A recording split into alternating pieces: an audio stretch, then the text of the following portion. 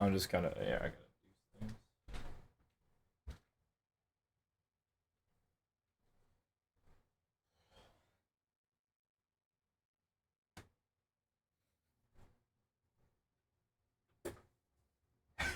I bring my own background music.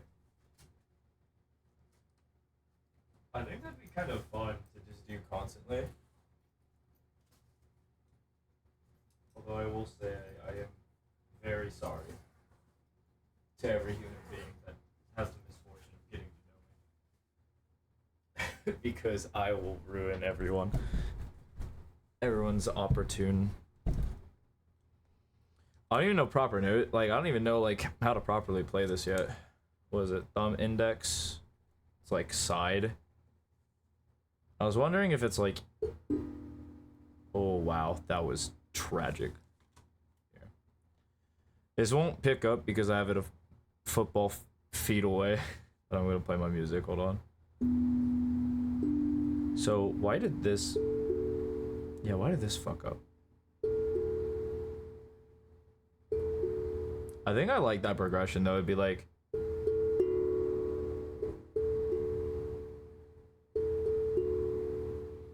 Yeah, I feel like there's good progression there. I just have to work on it. Same stick, bing bong. Yeah, this gives much needed control. So, okay. We have a solid foundation for the grip. Here. What note do I like the best? What am I gonna be spamming?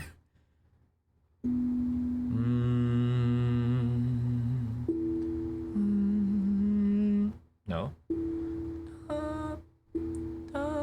What is that note?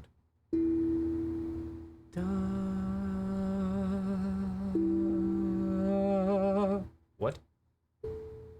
It's lower. It's definitely lower than what I'm thinking. So it's like,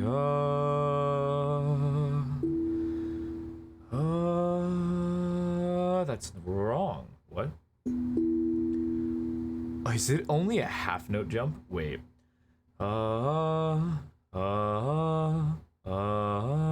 That's a full note.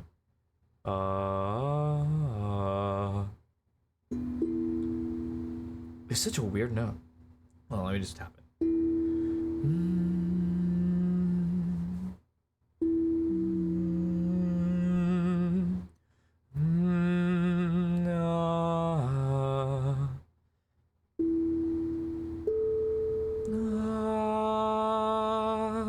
That's a good note. I think I'll like 5A. I think I'll gravitate more to the higher end, so like 5A, 1D. Yeah. Okay. So, or 1D sharp. So this is the solid 1D.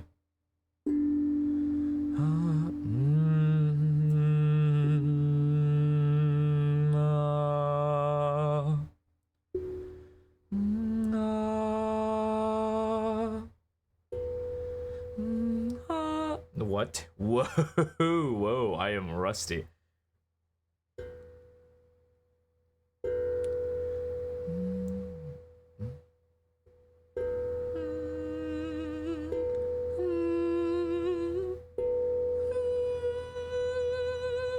I wouldn't be able to hit that normally. Alright, 6B is out of the run. And 5A, be like...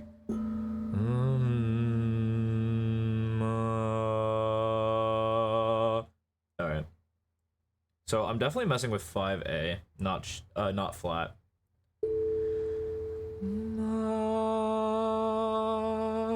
Definitely messing with that one. That'll be one I'm spamming. I'm spamming 5A. I don't know if I'm spamming it for the bottom line. Obviously, it'd be really strong to do like 5A 1D for like your bass. So like we do like silent 1, 2, 3 and 1, 2 and 3.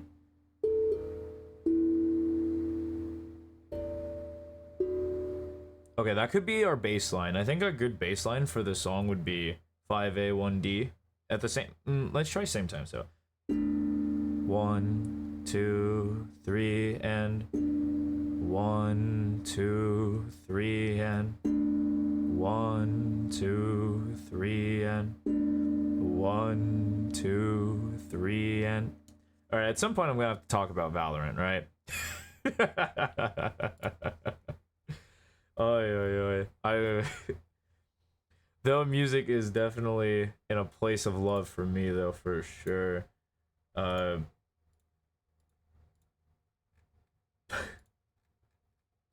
curious how much I can get away with. Here, fuck it.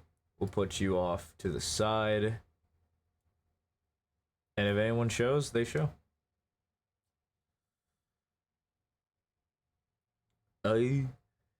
So yeah, I do agree. So maybe I think delay would be really good. So it'd be like 1, 2, 3, and 4. 1, 2, 3, and 4. 1, 2, 3, and 4. 1, 2, 3, and 4. 1, 2, 3, and 4. And that would be a good bass line. And then you pull in like a homophonic melody. I don't know what that would sound like. It'd probably be something like this. So it'd be like similar. So it'd be like.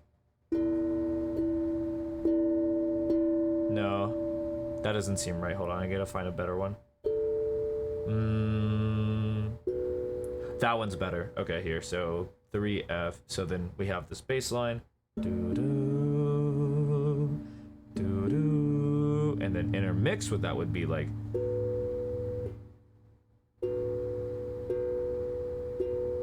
No, if I have a rolling note, so like if I have a half pressed, I think it would have to be different scaling, so it'd have to be like.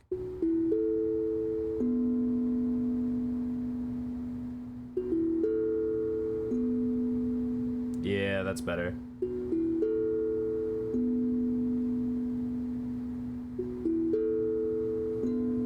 I'm actually messing with this. So 3F, 2E, 5A, 6B. Maybe let that ride.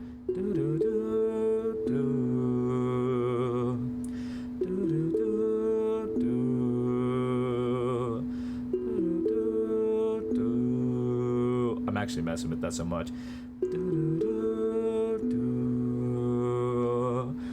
Oh, I wish I had it recorded so I can be like. No, that needs to be.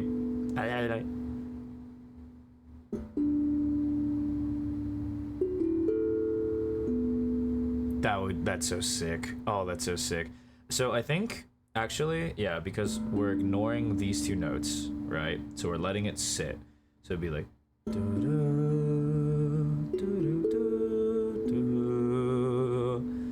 Ooh, see, now I need to learn how to make it lo-fi, and we got ourselves a banger track for an upcoming video. Oi, oi, oi. Oi, oi.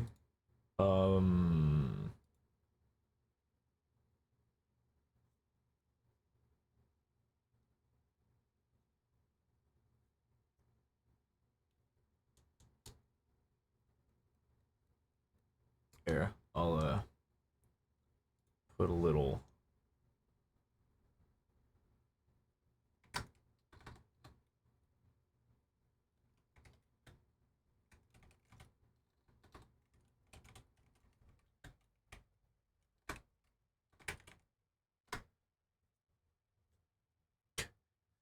All right.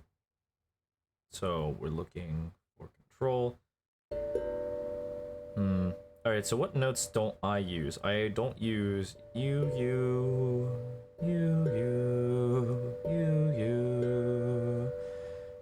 These feel awkward in the melody that I'm trying to make. Yeah, double this counters because one is sharp. So this would work well with. Yeah, you would work well with a flat note. If I hit it right. Yeah, I think the B one would be better though.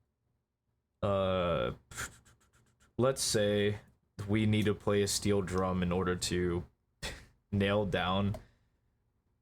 We're just trying to map my steel drum so that I can play Valorant on it. Yeah, that's it.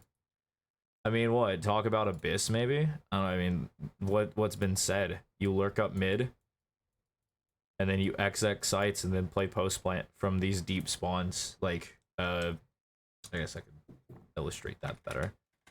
I think that lurking seems really strong. I mean, I'm just going to label this entire area Lurk City.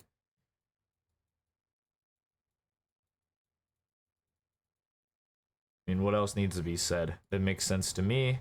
And you plant like here, or here, or excuse me, or here.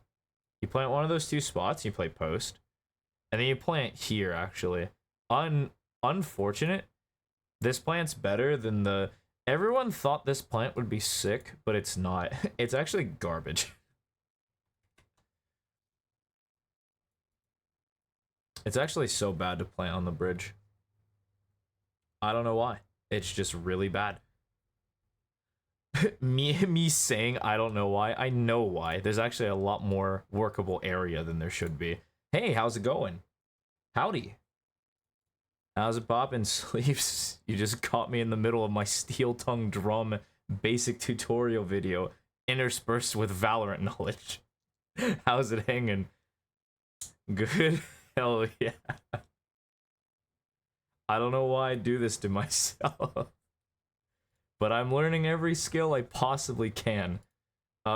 Feel free to stop me at any moment for Valorant. By all means, I am a coach of the people. But that won't stop me from learning a good steel drum. And I hope you enjoy it.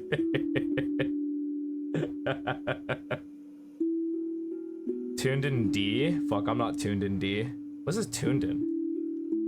Oh god, wait. Am I tuned in D? Hold on. I might be tuned in D. Wait.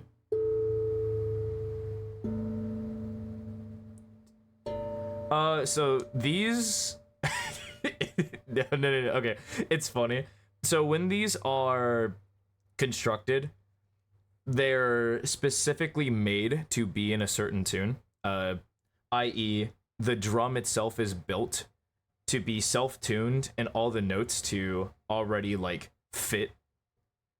It's kind of hard to explain, but it's so that, like, basic people like me can play it and not sound completely lost. It makes every note sound good. And so the drum can be constructed in D. I think you can't construct it in A for some reason. I don't know why. But I know it's B, C, D. I'm not sure if there's an E. If there is an E, I'll buy it immediately. Percussion all the way, baby. But cool, I didn't even think about that. Wait, I have a manual. Wait. I have a manual. It's a 10-incher. You're a guitarist? Dude, I swear to God, I fucking... fuck yeah. I attract so many musicians for no reason. Pretty much every student I teach is into some sort of, like, musical instrument, which I find immaculate, considering I cannot play, at all. It is tuned to 8-note D major, pentatonic scale. That's so funny. Okay. That's so funny. I didn't even read that. But hell yeah. One of my friends tunes. We went to a festival and he's like, "Can I tune this guitar?" This is where I got my drum. It was like a music stand. He's like, "Can I tune this?" And he's like, "Yeah." Guitar and bass? Fuck yeah. You in a band? Or this just like fun hobby? Same. I mean, yeah, but still, it's sick. They play differently though, right? Well, no shit. But like but yeah. I am relatively familiar with the realm of music. I'm actually a vocalist. That's the basis of what I am. This is new. The whole hitting things with stick things pretty new. You'll more find me doing like I am Mari, like stuff like that. That was actually a bad tone. I'm gonna fix that. But hell yeah. Electric drum set. Ooh. What all you got? Is it just guitar, bass, and then this E-drum? Not to be confused with the e-cigarette. One-man band. I'll play all the instruments. You guys just sing and look pretty. All right? You just look pretty. Maybe sing. I got this. Watch this. You have like the xylophone guitar on you. Just like keyboard in front, drums to the side. You're like playing the guitar with your feet. I could see you as some kind of, not kaiju, like Ashura god. Just like, just, you sprout extra arms. Two guitar, two bass? Hell yeah. How much does that usually run you for? I mean, I guess it depends on the guitar, but you look pretty average. Ooh. Ah, the reaction tells a story.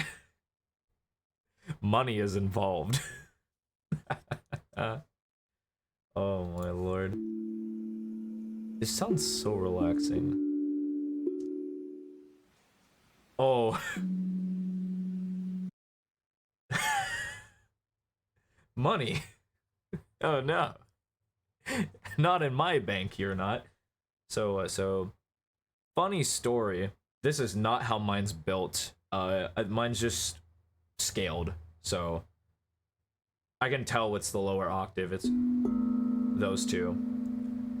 And then this is, I think it's like, it's these two, these two, these two. Yeah, scaled that way.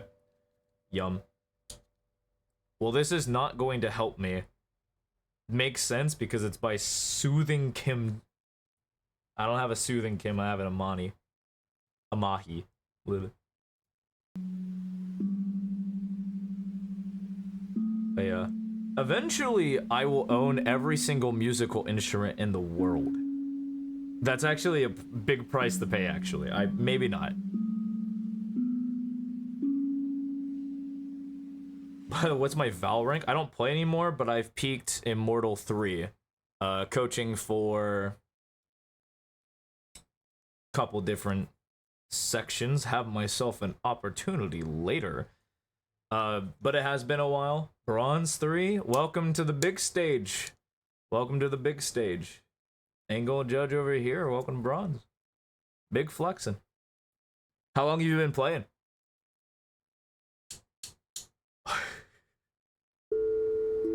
Yeah, I know how the notes work. Thank you.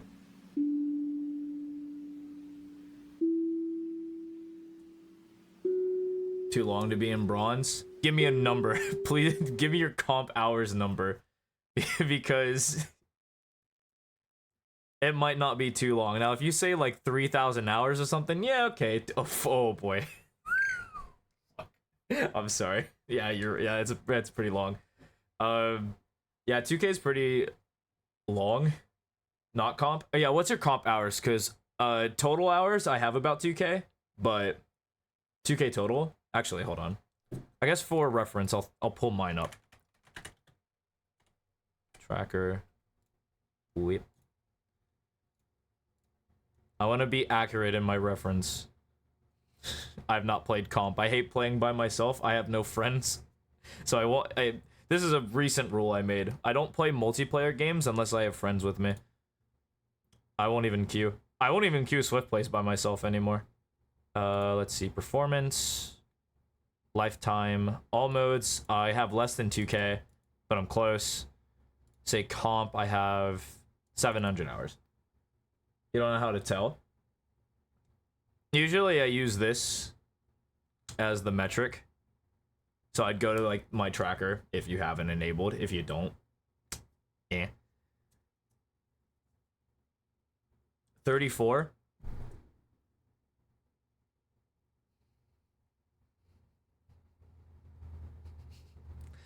Don't worry. Do not worry. You have not been in bronze for too long.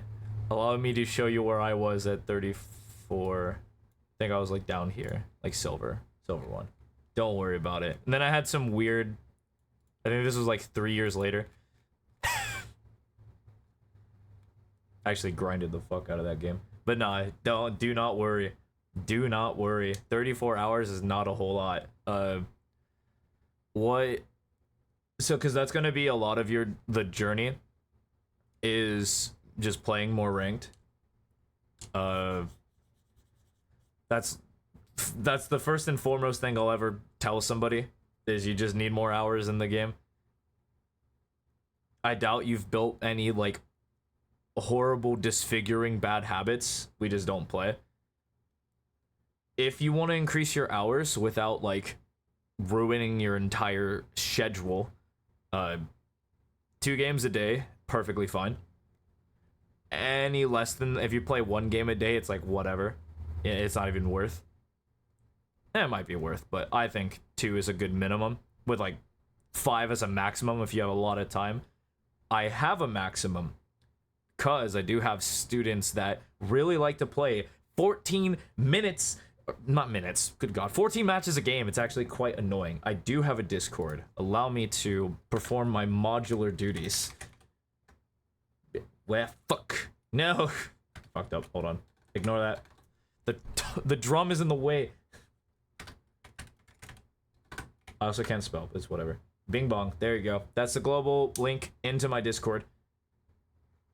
So, how that'll work, you'll submit a VOD into the VOD submission channel if you want to review.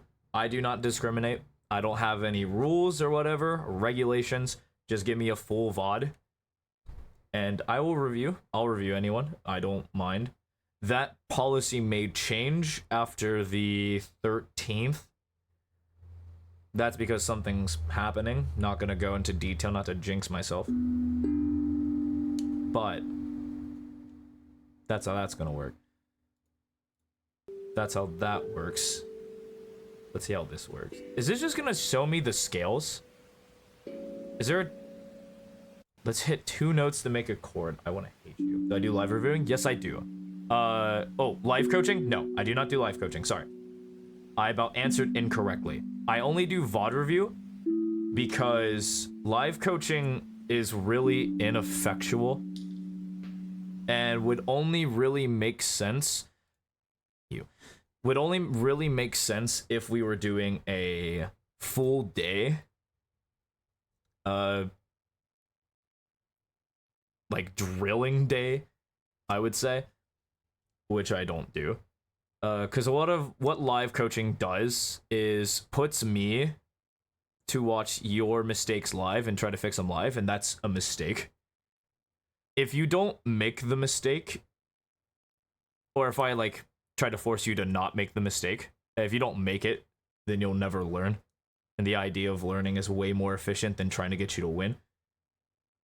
So that's why I don't, personally. VOD review is so much better because you've already made the mistake. I don't have any impact on the game, creating a competitive integrity issue. So that's chilling. And then bam, I get to hone right in and really focus on any sort of errors we're having.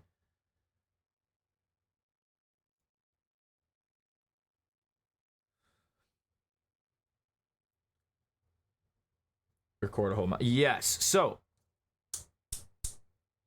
yes. The whole match is indeed. Guidelines to where I would start. If this is like just a starting out thing, any map is fine. Any like set is okay, like a set score is fine. Typically I want to aim for a game that's pretty close on both sides of the spectrum. I kind of want like a 13-8,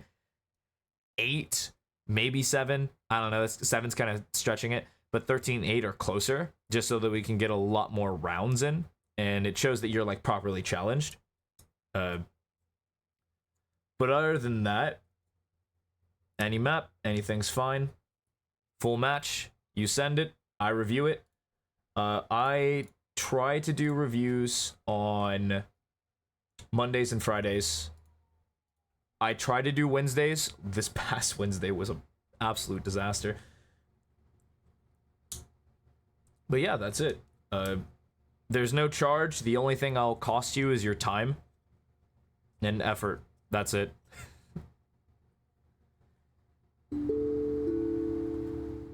Yeah, so that's a chord, that's a chord, that's a chord, that's a chord. Cool. Alright. I think I have the gist. Now I'm just left with my... Do I use metal? I do not use metal. So the most efficient way and the most fun way I tell people to do this is record your matches with any process whatsoever. So if you use metal to record, totally fine. If you use Insight to record, totally fine. OBS, totally fine. But upload it to YouTube and like private it. Because you're gonna want those videos saved of your process. It's really fun because I wish I'd done this sooner. Where I wish I'd like started recording and posting like these games, you know? Like all I have are the clips. I wish I had those. So yeah, I just have you upload them to like a burner account or your account, doesn't matter, private it so that no one else sees it. And then you just link it in the submission. And bada bing, bada boom. We're on our way.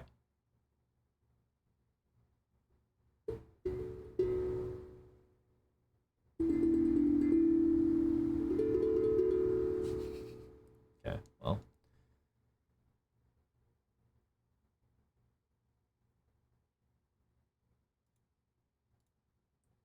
See you again.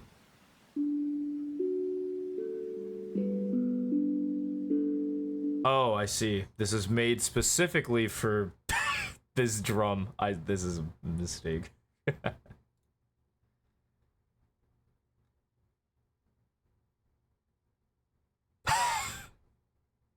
Actually, I should learn to listen to examples. Wait, will this get me banned?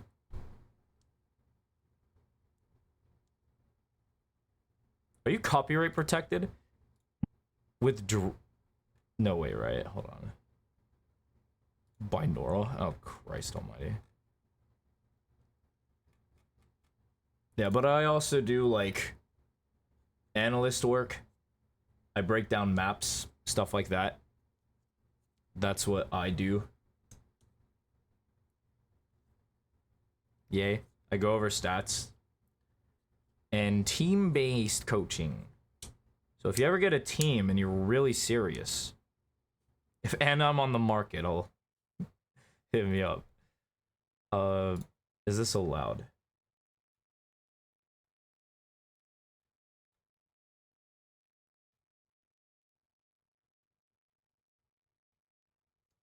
We'll listen for half a second. Trying to do a premiere. Ooh, that'll be fun. I tried one once and it was a disaster. Tried it a second time. Or did I try it a second time? I don't think I even got to a second time, but I tried it once. It was a disaster. Or two. Oh, if you're playing right now, focus on your game. I want you at your best. Good luck. Godspeed. I don't want to be spoiled. No spoilers.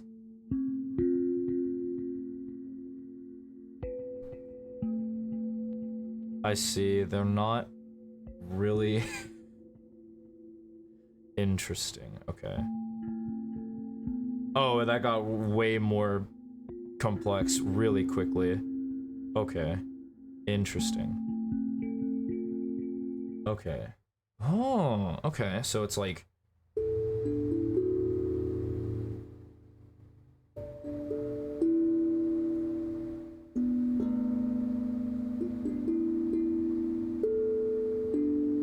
And so we leave it to vibrate before moving on to the next chord. I see. So you can't like rapid fire it like... Yeah, that wouldn't make sense. That doesn't sound good. Okay. All right. How long have I been practicing this? 30 minutes? Jesus Christ. Okay. I went over my allotted time.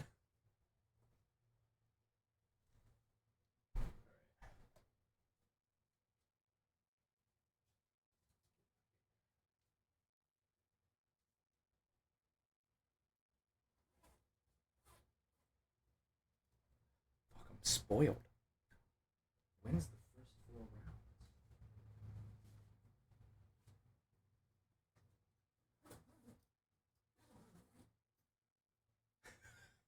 rounds? Guess I'm not too mad though. Also, Green Red Productions relaxing music. Please don't sue me. All right. All right. I guess I can talk. I mean, I don't know. There's nothing a lot you can say about Abyss. Its aim is so bad. Hey, that's why you practice daily. I won't even talk about it. I don't tend to talk about aim unless it's super prevalent. If you do like a bit of aim training a day, 15, 30 minutes, fine in my book. Don't bother me. It's getting better, then yeah. I won't mention anything about it. Let's see. There really isn't a whole lot. Cause like both these mains are so hard to just like hold. This spot is annoying. Or this scaling spot is super annoying, but I feel like if it's just like there's a wall here, it's super good. Yeah, because you don't need, the only space you need is like this. You don't need this control, you don't need this control, you don't need this control. So you're coming back this way to play post plan anyway. And then you just late lurk through mid. It's really annoying. How do we counter that? Does flanking make sense? In a map where it's lurk-centric, probably not. So like if I pushed out A main, statistically this guy's just chilling here. This spot's really strong because you can't come this way without making noise. It's impossible. You have to jump to hit the rope, and you can hear that. And if they... So they can, or they break the door. Attempt to flank the lurk. In this situation, so I'm also, when I do these hypothetical not mathematics, but hypothetical like map breakdowns, I'm also doing it with the intention of the team I'm potentially coaching. And so we're looking at like high Immortal Radiant, and this flank feels awkward as absolute. Like, it is so awkward because this walk first, this flank angle, if you go the long route, takes like reasonably 20 seconds, because if you're gonna clear like this straight away, and then you might not clear this space if you think it's empty, and usually it is, because like the teams like that run on this map, it's really just like a bunch of 4-1 or 5-0. So what I've seen is they'll run these like 5 outplays towards B, 5 outplay towards A, and they'll just slam the site. And then they'll late lurk through mid. And it's really annoying, especially B, because this route is really, really cool. This route is a lot less cool, but it's still pretty fine. This route sucks. I keep it real. Do you love Abyss? Gecko? Yeah, Gecko's good on this map. Everyone and their mother has done like an agent tier list on this map. But it's like... I'd say for controller, it's like Astra, Viper, Harbor's really good on this map. And then you can kind of get away with the Yeoman, but you really don't want to. I'd say I'd put him like on this side. Like, these are agents you can probably run. Like, these are like also highly competitive. I think this agent's really good. Deadlock felt really strong when I seen it. But most players will pick the Cypher, so I'll pull you over here. Jet, they'll run. They'll run the KO and the Sova. That's also seen a lot of play. You won't see Sky run on this map. It's very double initiator, because there's a bunch of intel you need to grab. Breach as well. Usually this is the combo, and this is our combo. These are Fielder's Choice. Think this is Cypher map all the way. Duelist isn't really fielder's choice. I feel like if you're not running the jet, you're kind of shooting yourself in the foot. And with the nerf reduction to ISO, he's actually bad on this map now. It's just so bad. All these duelists are so bad. I think it'd have to be jet, yeah. You do need the jet here. I think Raze doesn't work. You run Neon. I wouldn't ask a pro team that I coach to run Neon here. Only because Jet's better. In pretty much a lot more situations than this Neon can be ran.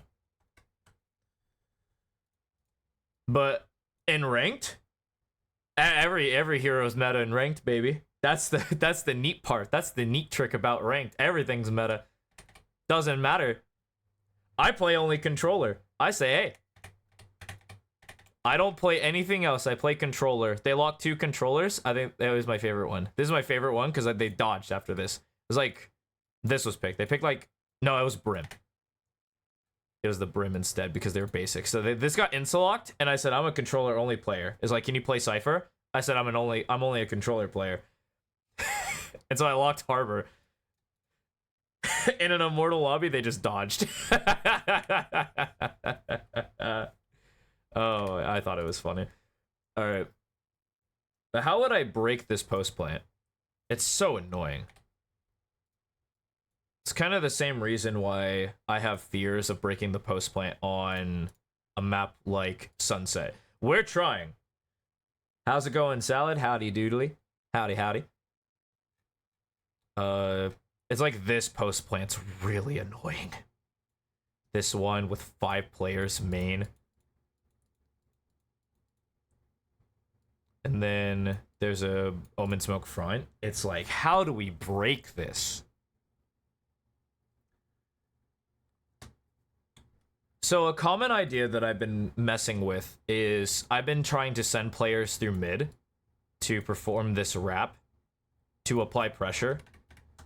And so what this does is, it depends. If I send 2 players here, then it's like, this looks great.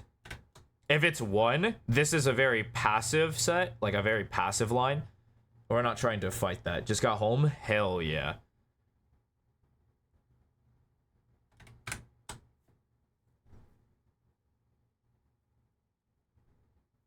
Actually, I think if we get into this position, we're losing. I honestly, getting into this position sucks. You just lose. It's so annoying. So, and like, obviously, it's just like, stop them from getting past this line. Because if they get past this line, if you get characters past this, it's like they have all this. And then that turns into this. And like, it usually looks like this with some extra flavor on top, and then it turns back to the post plant scenario. How was the concert? Do you have a lot of fun? I saw the seats were absolutely gorgeous.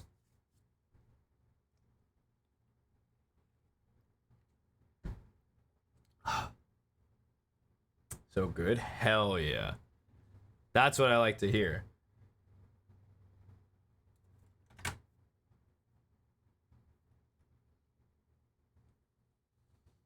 Fuck yeah.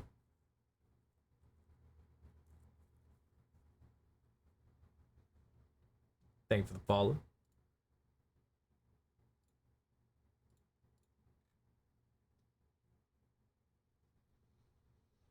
I should have been more forceful when I asked for a bunny, because I jokingly asked for one, and then it was just all gone. Oh, wow, you got captured. You got netted. Oh, wait, let me actually pull up the net. You got grab netted. It's you listening to this set. Absolutely stuck, captured. Hook, line, and sinker. They got you. They got you. And you're not going anywhere.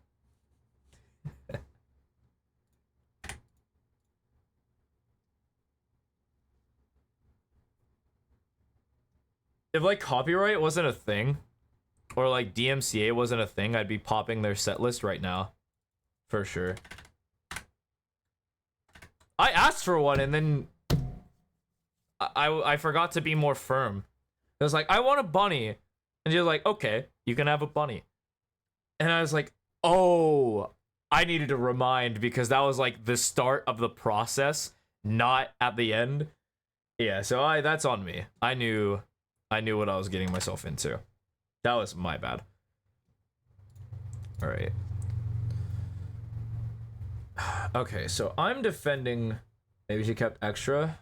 I hope so. That would be sick. I would love one.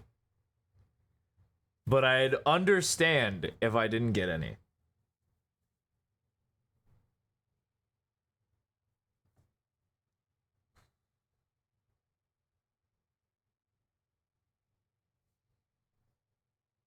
I'm trying to think, how would I formulate a defense for this map? Because it really does feel, in all honesty, that Astra Harbor just seems so good.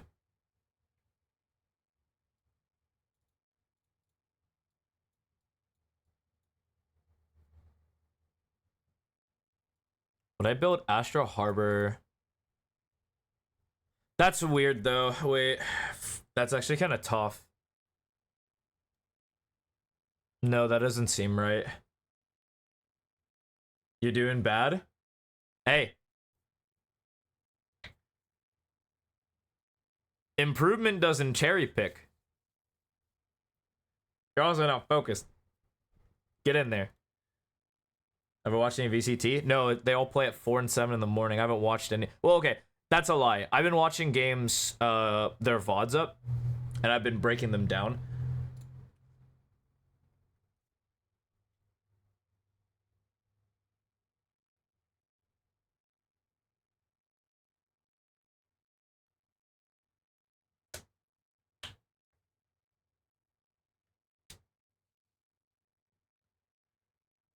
If you're doing bad, it's good to show me when you're doing bad so that you can receive reinforcement.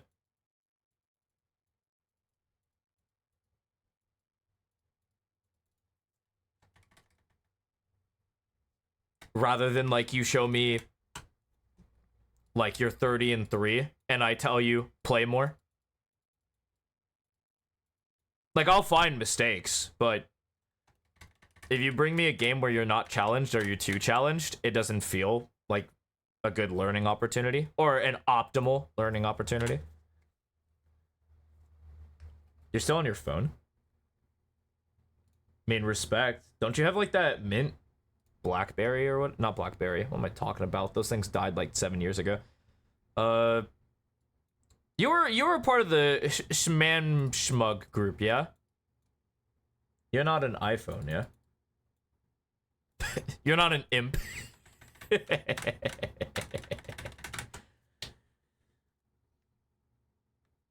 Holy moly, what? You just imported like a random prompt of pi. I know that's not the beginning, but I guarantee you that's like a middle integer of pi. Or not integer. What? Maybe. Is that the right word? Probably not.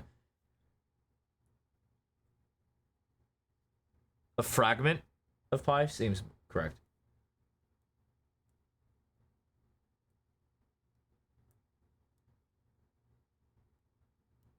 What? No. Someone left their headphones? That's tough. I wish this hypothetical somebody found their headphones. Oh, left headphones. Sorry, I thought I read Lost. Oopsie. Hopefully this hypothetical person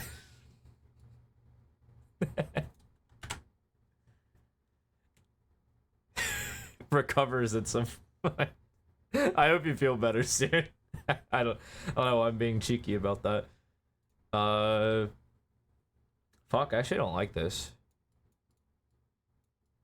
Like, I know Viper's still strong. It's still statistically strong. Yeah, too many flights. Yeah. Not to brag or anything, but I don't even know if this is in frame. I mean, I know how to get this in frame. Maybe? Yeah. Look at these hams. Got a couple of hams. Oh, I gotta respond to that. Oh. Ooh. I forgot to respond to that. Yes. Thank you. Alright. So I need to stop or mitigate.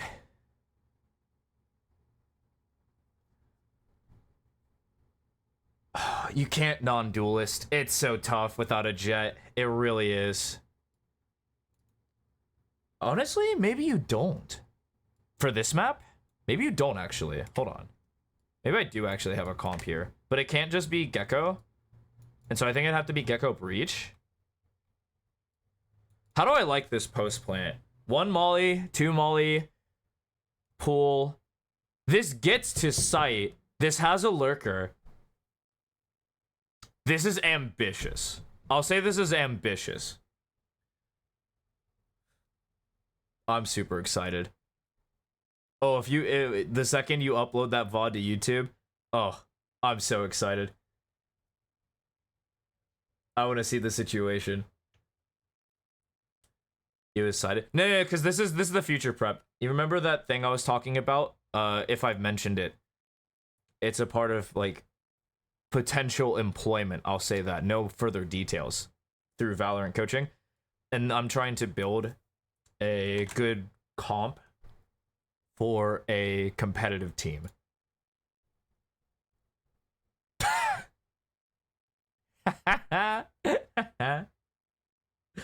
Oh man, that could mean so many things. It's not split because it's out of the pool. Garage can be Haven. What else can garage be? Is there any other garages? I think so. But also jet. No, that's why I'm saying that this is very optimistic. This is very optimistic. Sunset. Icebox has a garage. That's not like spawn. No, it does have a garage. I've never heard people call it that though. Actually, yeah, I have. I'm a liar. Sunset.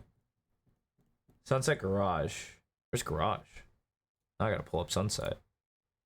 Allow me to. Thank you.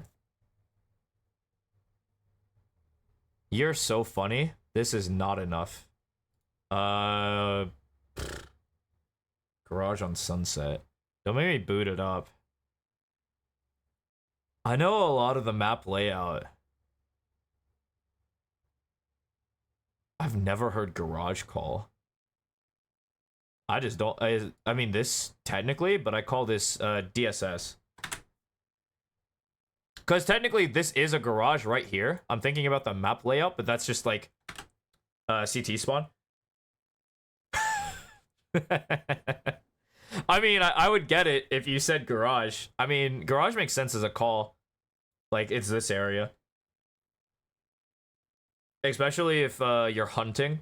I say this is really good in, like, 5e whatever. That's just not, like, 3. Like, 5e2 or 1. Where you're hunting and the guy kills you. You can't just say CT spawn because that's literally all of this. And you need to narrow it down. And so you just say garage, which narrows it to this area. So I see it. B main ascent might be garage. B main. I think that's market. Or not market, but sorry. This is market. This is fish. Sorry, this is fish. I mean, this is B main, but A main? A main ascent. I was like, what? What? A main ascent? I mean, you can call whatever you want with this one. Most people like gelato, trike, or pork for A main. But this is fish. This is you've never called it fish? What? No, this is fish. It's so much fish. Like in this area. Like this crate. I'm going way too far out of my jurisdiction here. This crate is literally just fish. And there's like a fish like over here. There's a sign over here that's fish. Yeah, it's like there's so many fish here. But I understand that's like calling this line dragon because there's a dragon on the wall. No one calls it that. Not at all. Some people, it's a good, like, excellent, like, mid-round call-out. Like, you're trying to go for the retake. Oh, dragon, dragon. And then you can kind of gleam that he's within this region. Maybe.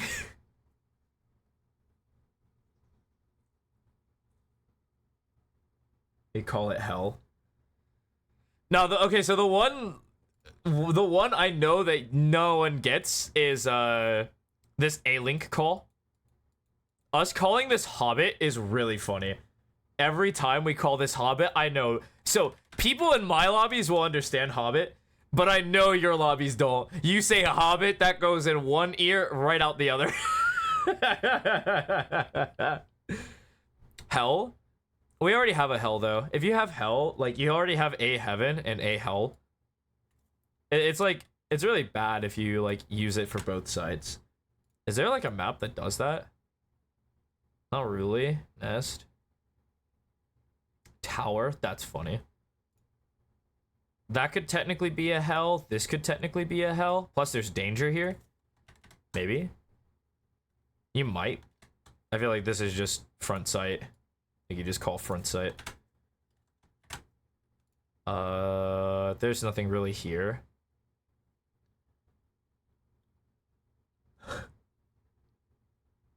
Little door. Little door. Under bridge on B.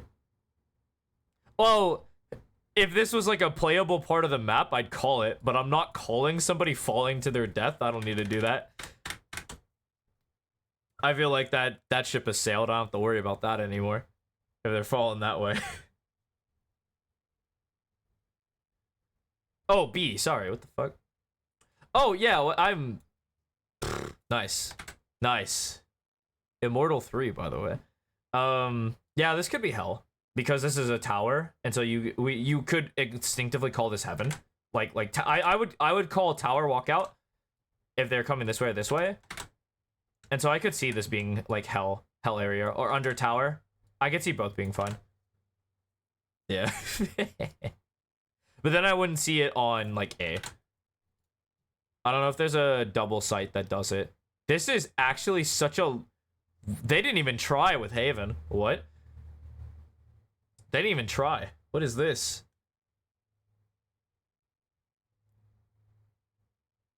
I never thought to call this sewer. That makes sense, though, because it's literally a sewer drain right here. I mean, I guess it covers everything. I mean, yeah, front B. I would say you'd call window. This would be like top mid, bottom mid, because of the elevation.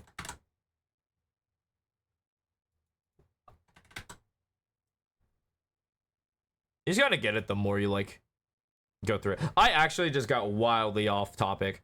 Wow. Good. Well played. Well played, everyone. He's on the left. On your left. He's on your left. He's over there. Sokokade. Not. So why did I think about this? Here, let me actually break down my thought process behind why I'm using these agents.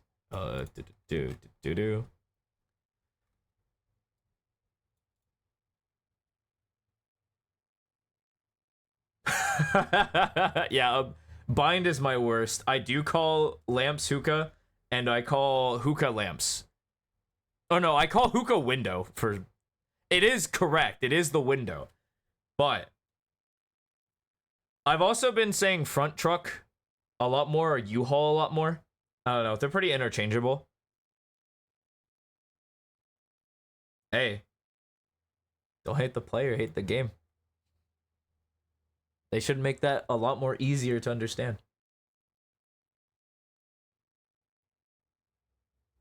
Need to use dice? Yeah, dice is a good call. All right, let me get rid of these because it's gonna keep me on the list. Wait, show all maps. Oh, wait.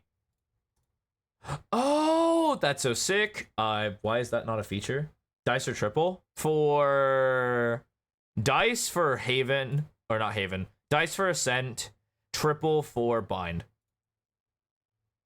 Because I don't want to change what they're called. It makes sense if it's universal. Okay. What are a lot of the good teams running on this map?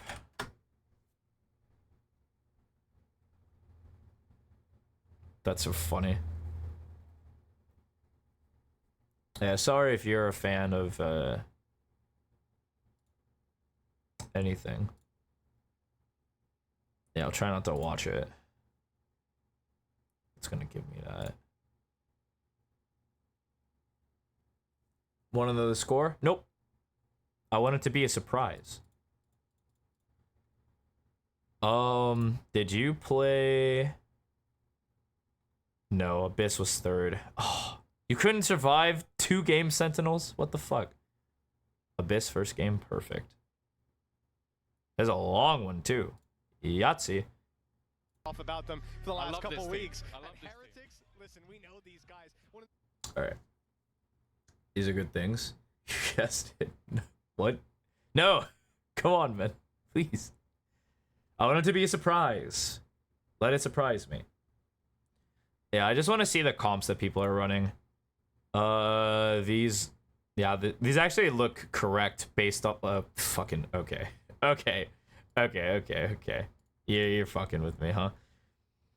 All right. Let's say that we're looking at I'll look to see what's more normalized. We'll build these, of course. That's so not normal. Here. That's so not normal. That's kind of weird. All right, here's one comp.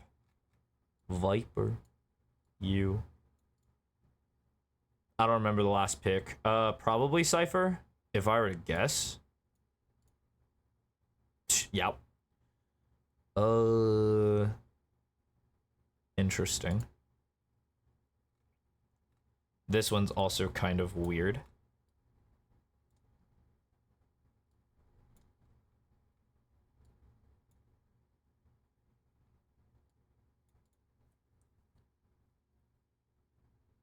Miss most of Abyss.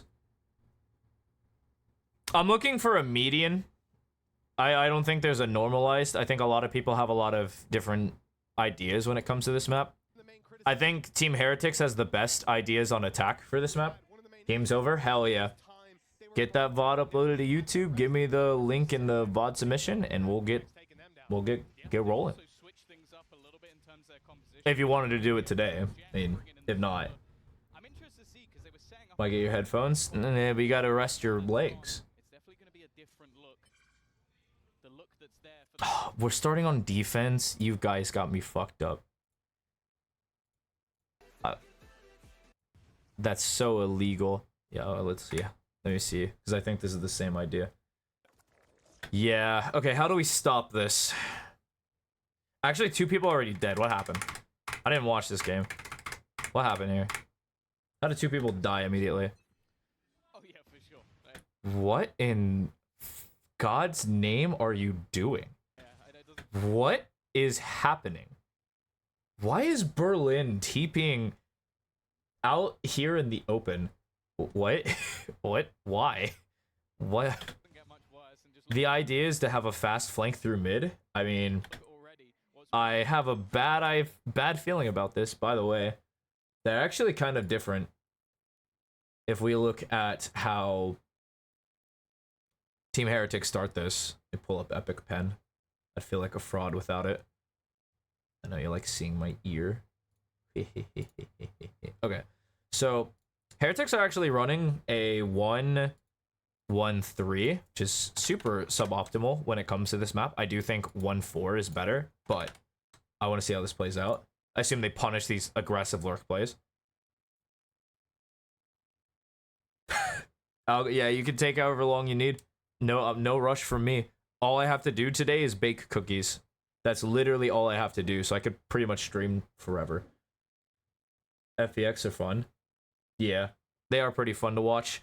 And it didn't really matter who got to go up, but either one of them's facing Gen G, and that's like a death sentence. I'm sorry. Although FPX, I watched that game. I did watch that game. They literally shot themselves in the foot, Lotus. Holy moly. That chamber was not it. That chamber was not it. Yeah, if Sen beat Gen G, that would be the ultimate revenge tour. Beating them once in Madrid, losing out in Shanghai. They didn't even make Shanghai? They make Shanghai? I don't think they made Shanghai, yeah. No, they didn't. Okay. So like they didn't even make Shanghai. They come back. They lose to Gen G first round.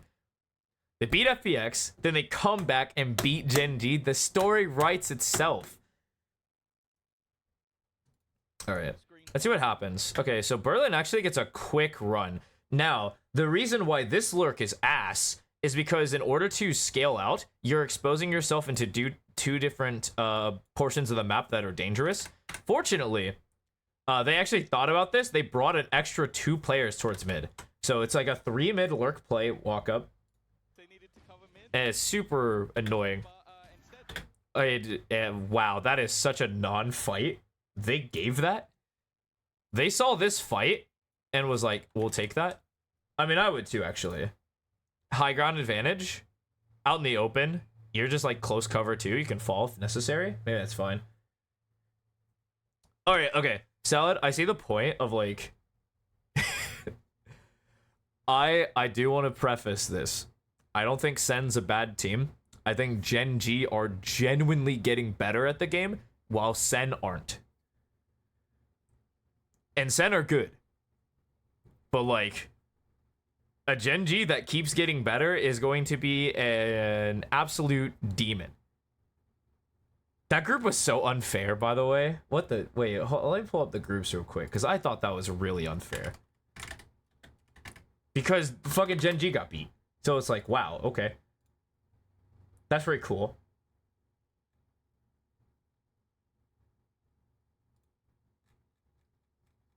Their group was... Yeah, Heretics, Gen G, Sentinels. And Heretics are literally, like, your worst nightmare. You might as well just, like, pack it up. Yeah, DRX beating Fnatic actually was not in my bingo card. Apparently DRX know how to clutch up. Now can I do it in the now because they have no expectations, they're gonna go and just win the whole thing, which will piss me off. It's uploading? Fuck yeah. Let me know when it's done and I'll stop my research. Yeah, that's a fine fight. Oh my god. Okay, so this is the line they were willing to draw. So they're aware of this walk-up for Heretics. And so this is the line we're willing to take. Like, we're willing to have control of all this space. We're chilling. And they're expecting another aggressive play. I want to point out there was more than one. Might take a minute. Yeah, of course. No, it's not. Very aware of the potential of further aggression. They are holding for this FPS. Yeah, it does take a while to upload. Making some pressure on A, but I'm not even sure if they're looking to commit. For FPX, though, it seems quite clear. By math rules winnable? It depends. Right? Even if it's by manner.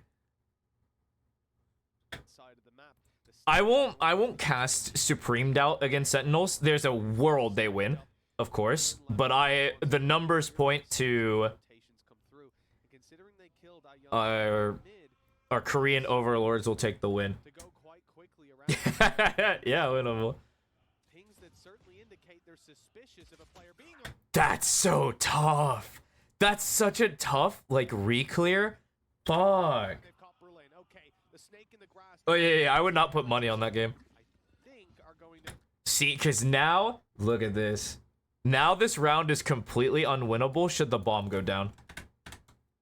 I want to show that. 20%? Hell yeah. Yeah, no, I would not call Sen favorites. Plus orb, yowzes. They're clearing. Yeah, here's the first one. be sent through. Little obstacle course for him to make it. Yeah, oh, and it's perfect. I want to see how this plan actually goes down. Defense already here. That's fine. Yeah. Look at the space they get to work with. It looks kind of like this. Let me get the bomb out. So it's like over here. And I think they cut off like a good chunk of it, so it's like a hemi right now. There's not even a fight here. There's not even a fight here. Like, if they even try to win this, look at the position of this team. We are completely off site, except for one player who is willing to take the utility and fight early. This is what Miniboo's job has always been. Takes the early, like, retake utility, fights on site, and then they just let these four play this post plant and just spam. It's so annoying to play against because it's so strong. Can you block wing? No, you can't physically block wingman. It'll just move you. it'll just move you. It's really funny. You can shoot it, of course, but like how they take the site, they'll take it before the wingman goes down. It's really strong. Okay, they find one. He faced into Lysor, who seems to be hungry for some kills. Already picking up 2. And damage done to Benji. This is workable. With Lysor down, the pressure falls on Autumn. He's had some big That is not Autumn. But it's a little tough to do in the pistol. Yeah, and then the wrap. That's so good. Okay, let's see. Yep. Okay, so if I'm facing a team like Heretics, we're looking at a 1-1-3. I think it's standard for this round. This makes sense. Weapon advantage. Fighting through mid seems a lot stronger. Early Dizzy.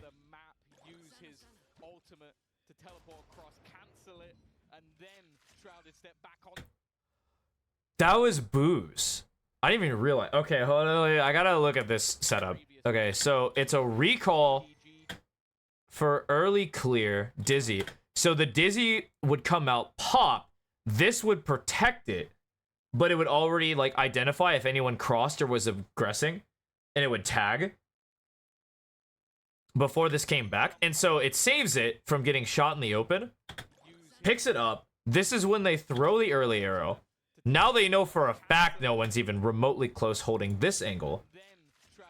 That's so annoying. Just to farm the orb. Good God. Yeah, and then they threw like 3 pieces of utility. And they're like, okay, something's up. Let's smoke this. That makes sense. Yeah, and because they sent 3 pieces of utility and 3 people, this forces the rotate. And so what'll happen is they'll cut back and go to B, take the free plant, play the post plant. Greatest player ever. But this round, wow, any kills would be nice, and any damage they can do. On the other side of things, as always, or they'll be annoying. Or they'll be annoying and make it seem like this rotate's happening, and they'll just re-hit A, plant here, play post plant. Oh my God, both are so strong.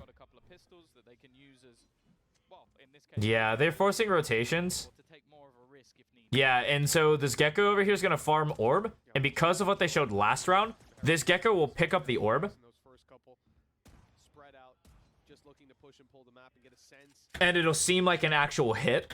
Of what they're up against on this defensive side. For FPX, the gamble on B, I'm not sure that it'll find value.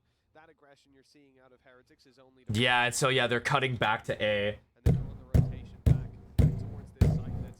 Fuck! This map in professional play is definitely attack-sided. It's actually stupid. Yep. And they're free. Watch it. They won't scale site. They won't scale site. They won't. They'll check. Clear some space. We see nothing. No one's here.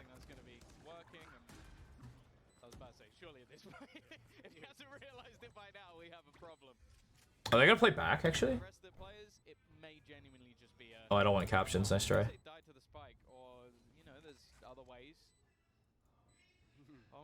Wait, really? We are playing site. What? I assume this is because we have guns, they don't. We want to play like closely tradables. FPX I see it. spike is I see the vision behind this. and look to just punish anybody that gets aggressive. If they catch someone, Oh yeah. The second it gets to a point where they can't just come out and defuse the bomb. So like we stopped the initial flood by putting a bunch of players here. Now that the initial flood didn't happen, we're playing post plant. Oh my god. get an orb. Or to play spam. Ultimates are even remotely close. Lysor is the closest, and I don't think it's worth risking giving stuff over to the other side. Is Boo gonna get a couple? He is gonna gamble. He wants to try and get himself a little closer. Only has a pistol to play with, so it's an orb for an orb. Ah, sure. Why not? Be the worst scenario. Not gonna. That trade's not bad. Well, it's their pick being having it. Alright, yeah, here it is. Here's the 4-1. This is what I remember a lot of teams are like complaining about. Game so far. They're like, this 4-1 is actually so silly. Impressive than what we saw from Because they can take literally all this space pretty much for free. Like, this is free for the attackers. And like they were showcasing earlier, A main's also free to take. And then that's just sight. Heretics. It's so annoying. Constantly playing far back in And mid's like, you have to stay. towards the spawn with his utility. You have to stay in mid because the late lurks are absolutely filthy. Crash online. If he's not put into a better position, or if he's caught out, he is the I'm only actually kind of... this site. So I should roll the shoulders, actually. also just playing on this side when there's a gecko. That is the normal route to send through Wingman to get you into the afterburst. The common post plant that we see from a lot of teams. And I guess with Berlin now alongside him, it isn't so much. Evanes said run B. I've also seen a bit of I think you can run A too. I think A post plant's just as good as B post plant. That doesn't necessarily mean that Heretics are gonna I actually think B is easier to hold as a defender. A's kind of weird. Some of these rounds are going to hinge on that. It seems like Heretics also agrees with me. Only holding for the aggression, not looking to get up in their faces, opening the door at least to cause paranoia. But well, FPX know there's nothing going on. Life has committed himself to holding down middle. FPX have a lot of utility on A. We saw this in the Yeah, this is just an ult. Oh god. there awaiting them. Although we'll have Thrash going through first, you've still got to avoid those traps. That's exactly what Mini Boot does. Oh boy. Trap dash takes heaven control, but no Oh my, dude, the amount that we just absolutely ran. My posture's good. Nice try. I have proper posture. Nice try. B, FNS was saying B was hard to hold. Should I have a conversation with FNS or what? Does this guy know what he's talking about? Can you imagine me starting beef with FNS? I wouldn't last 2 seconds. I'd be apologizing. I'd be way too like, oh, no, you're right. That makes sense to me. I believe that makes sense. Yeah, I like that. I'd be like, no, you're a good guy. Of course, yeah. No, if we're talking, it's live. I'm not having a private conversation. That's a good angle. Wu dies and the fallback from Boo now leaves Mini You can't stretch multiple times? Really? I'm very flexible. These are good fights. These are great fights. Note that the bomb was planted here instead of out here. I think you'll seldomly see this bomb get planted. Everyone thought this was going to be a sick plant spot, and it's really bad.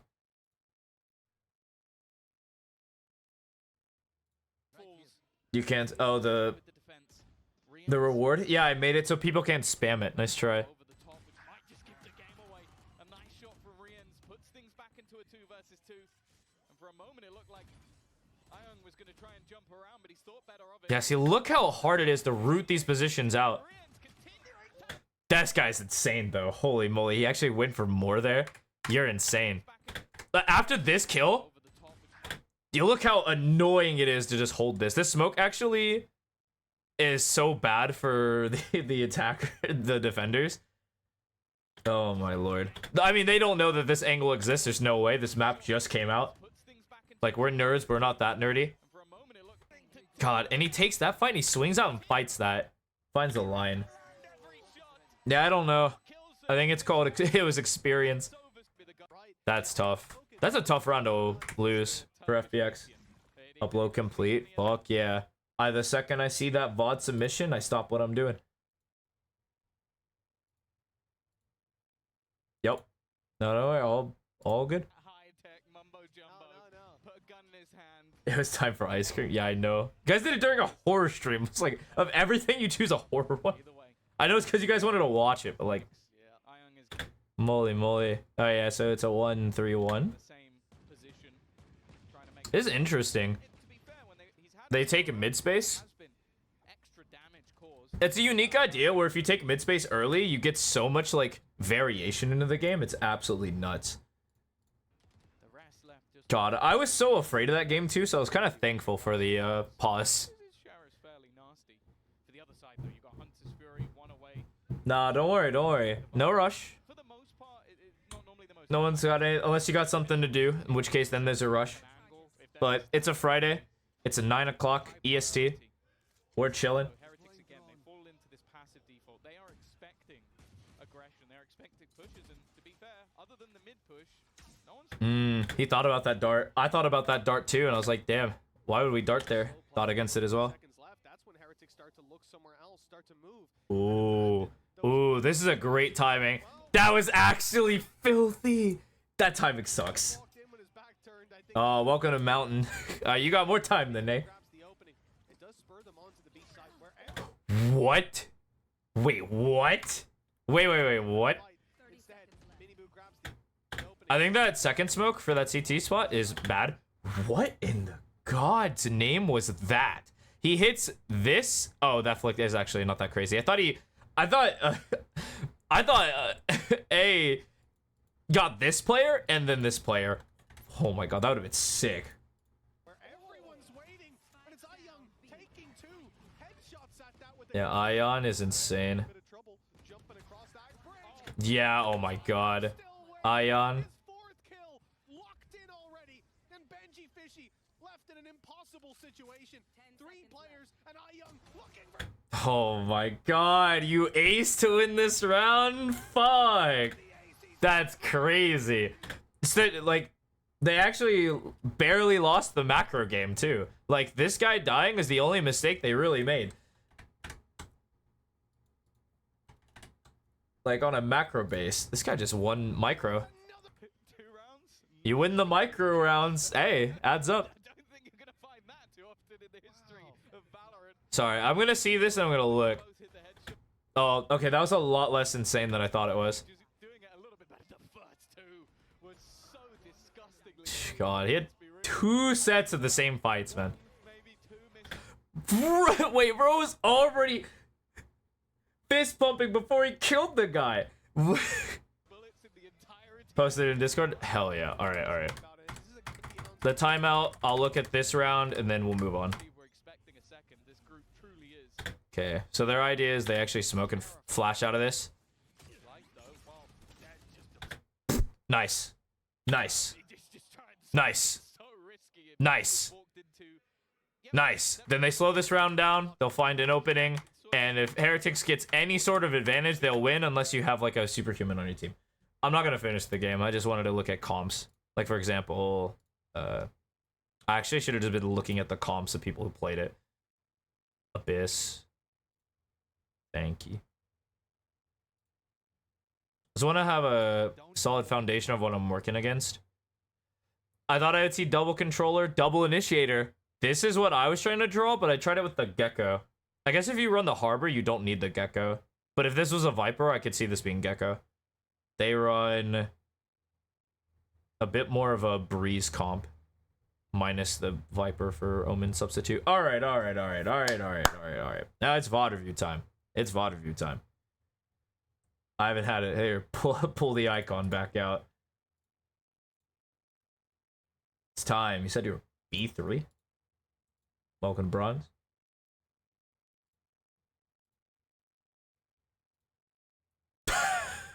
Alright. Now, normally, B2. Ah, my bad. Go, man. Sorry, I don't want to lie. Alright. B2. Alright. Warning, I'm really bad. You're in Bronze too. Do not worry. Do not fret. That is not a worry about here. You want to know what is? It'll be a sin if you stay bad after a review. The idea is we're going to get better and we don't care how long it takes. Yeah, Kazakh not on Duelist is interesting. Seeing him on controller seems kind of crazy to me. Alright. He opened you up. Bing bong. Do you have a... Okay, we started too early. Or you are already in a game. Got it. Do you have your tracker? If not, don't worry about it. If so, I just like to pull like a couple things out. Perfect. Put that in your submission. Just link that tracker link in your submission, and because if you do it here in Twitch, you'll get caught. Works for me. I expected the link, but that works as well. Oops. Do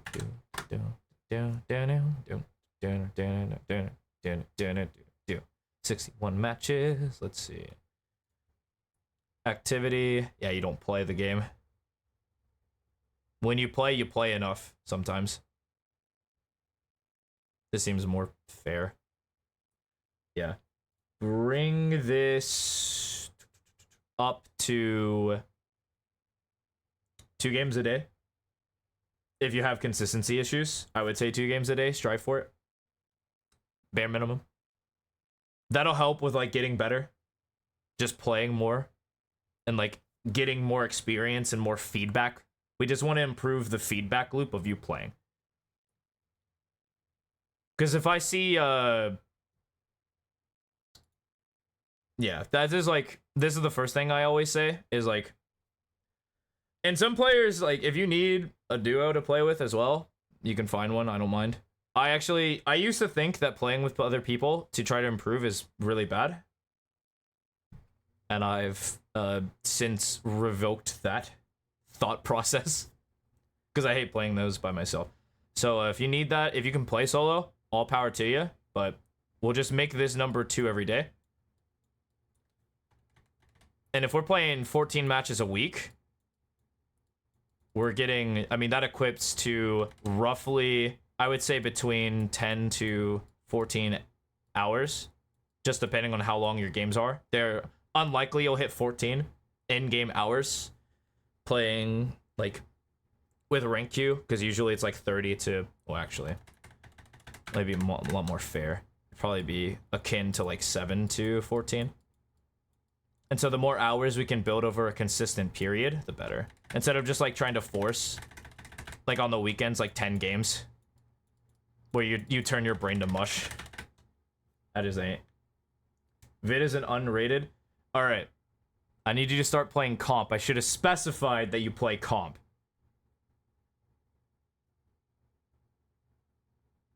Yeah. I have revoked the solo queue nonsense. All good, all good. We can still find mistakes in unrated games, but I do want there to be pressure. Because pressure shows your like true skill. And unrated is actually a very I wouldn't say unskillful, because you're still playing the same game. But there's less pressure. It's literally, I think it's honestly like 0 out of 100. Maybe it's like 10 if you need some pressure. But you'll notice that like they're not playing like winning is not the ultimate objective in an unrated. Yeah, I guess I'll show through example. Let's watch real quick. Recording started. Hold on. Sorry. Recording started. Now we're in. All right. We're playing Neon. You duelist player? Actually, this doesn't matter. We don't have to talk about agent selection until you get to like gold.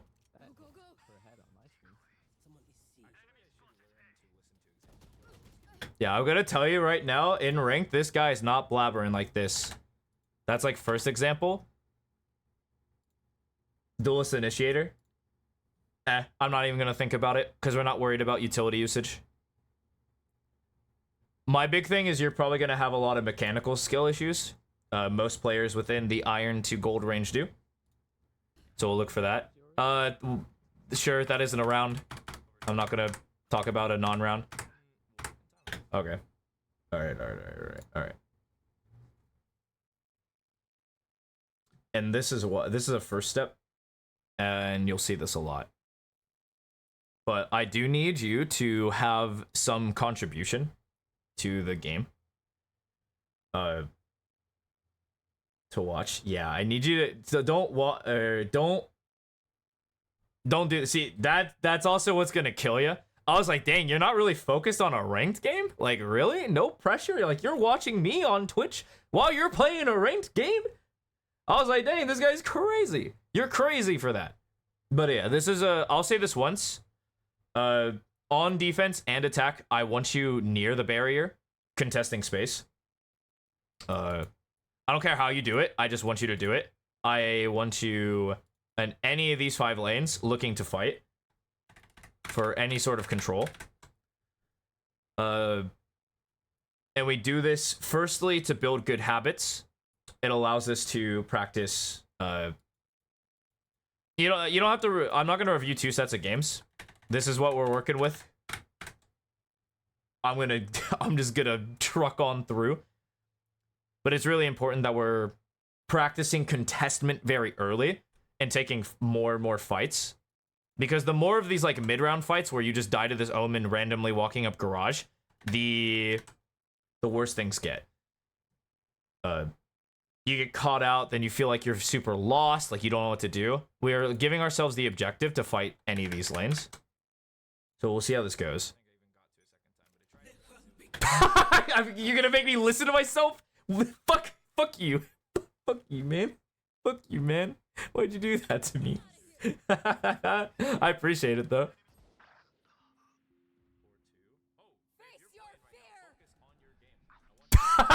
That's just me? Yeah.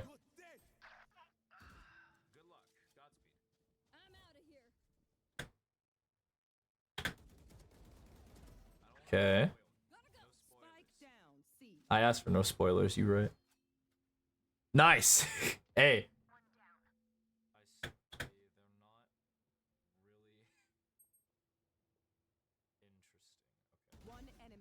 That guy's lost.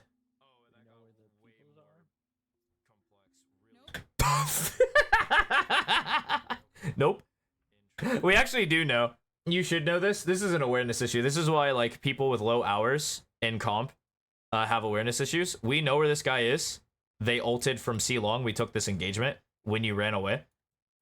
So they should either be, they're on this side of the map. We don't know exactly where they're at, but we know they're like this side.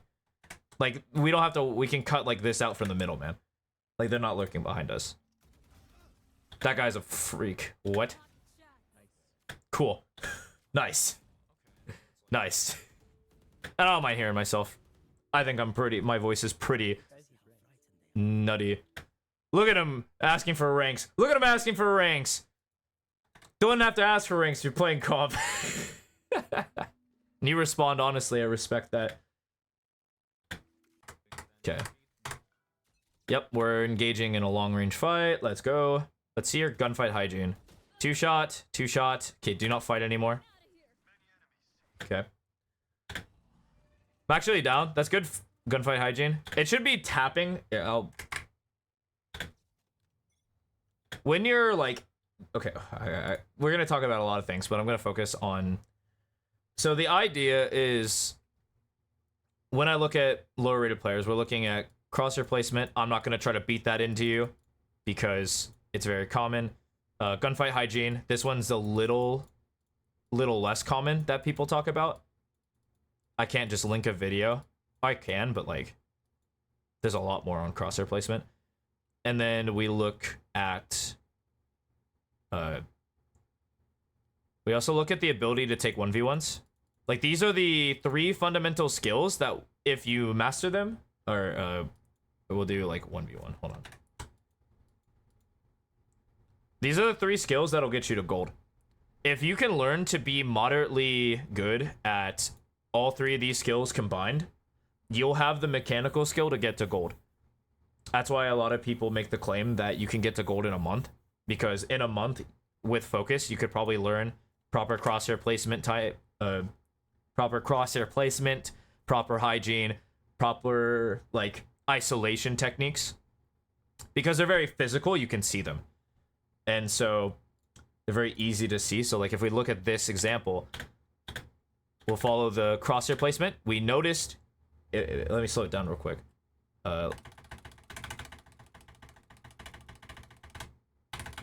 You see that we're a little low, right?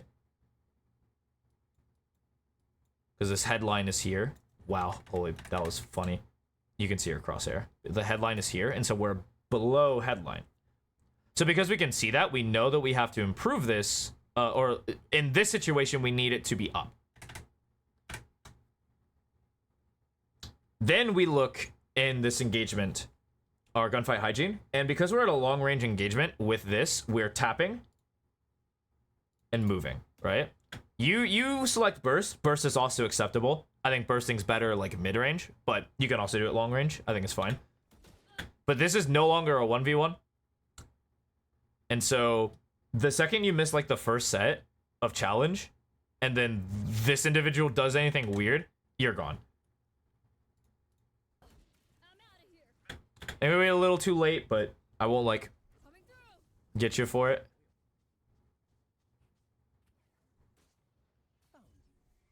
Okay, dog.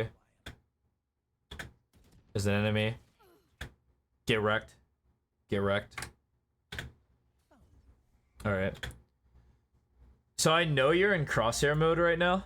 I know you're looking right here. I know it for a fact. And if you're not, and you're looking this way, your minimap's actually sick. It's so big. I love it. But this is a moment where we're not first in line. Right? This cam is actually giga busted and is watching as they come out. And so we actually have to be crosshair mode since we're not first in line. And we're ready to take an engagement the second they come out, or the second these guys start fighting. So we see it.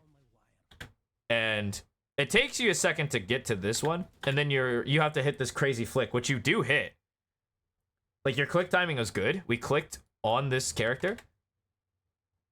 And then we rushed into a fight, which I'm actually down. I think this is proper technique. Like, you tag a bullet, then you commit to the crouch spray. Like, I think it's good. And you just got headshot. I would wave that one away. Okay, and we don't care about that. Oh, you're an opper! You're an opper. You're an opper on defense. Let's go. You're an opper on defense. Huge. All right. Welcome to... This is the Elo cannon. We're about to put someone down.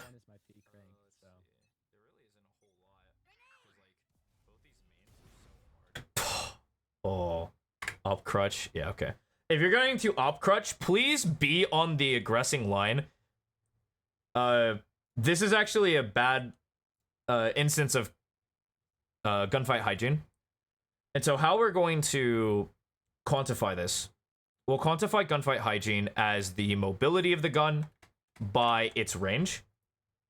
And so, and characteristically, these guns don't like to do certain things. So for example, the lower range, higher mobility type guns like the Stinger, Spectre, Frenzy, they really don't like to hold angles or like hold these like mid-range angles, because they're not built for that. They're really built for running around and being really close to these angles. So we want to take the fights after they've scaled up mid, like we want to fight in this area.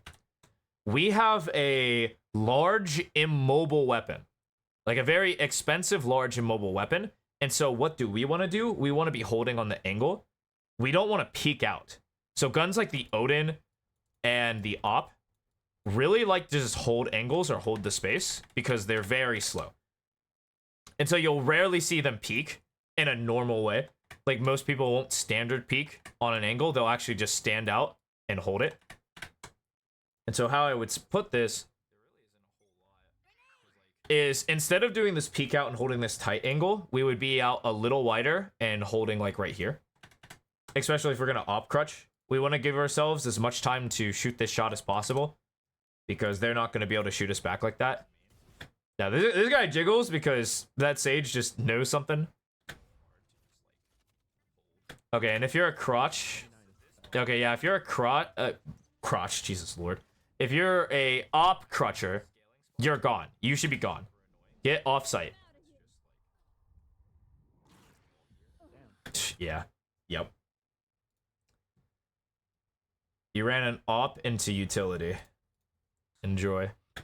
Yeah, so the reason why we want to... The second you get smoked off like this, front sight, you can no longer play it. The smoke actually counters the op. It's actually the saddest thing on the planet. It sucks. It really does suck, but you kind of just have to give up the space. It's really annoying. So if we're ever op crutching, we're shooting that shot. If it's smoked off, we leave. And if it's not smoked off, and you've already killed somebody, you leave. And if you haven't shot anyone, you're just holding the line. So with the op, we're playing to hold space. And then once we're known, we get out. We leave. Because it gets way more value that way. Because people tend to avoid the op. And so if you shoot somebody here, they're like, uh-oh, wait, the op is B, op is B. They'll be like, well, I don't want to walk into that. And so they'll try to go C or A. And that's the fun part about running the neon op, is you can rotate this way, make a bunch of noise, and cut this way and be A by the time they're ready. And they're running into another op. I just got crouched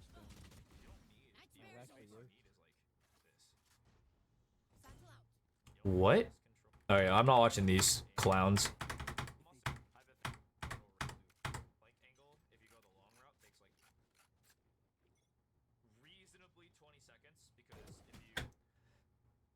That's correct. Yeah, good technique. Get fucked though. Get absolutely wrecked. Oi, oi, oi, man. That's tough. No, good technique. We'll look at it real quick. We'll know that we're holding too low, right? Like, we know we're holding too low. So I think as a tendency, pick your normal position where you're holding where you think the head is and just move it up just a little bit. Just a little bit. I think this will be your, like, general notes. Like, whenever you're holding an angle, just bump it up just a smidge. Just a smidge and you're good. And, like, practice making that your norm. Once that becomes unconscious, we'll move on to the next. Right? But you take that shot, and then you try to get out, which is totally fine. Maybe you could have held tighter, but, like, that's semantics. I'm not going to fight that right now. And you just get blasted. Like, welcome to ELO weapon. That's just how it goes. That's the ELO cannon for you. How many ops are active this round? 1, 2. Is there 3 ops active this round? I think there's 3. Because that was 1, 2. I thought there was a third shot. Am I a liar? Yeah, I don't care about. Your teammates got you though. There were 3 ops. Ugh. There's at least 2 this round.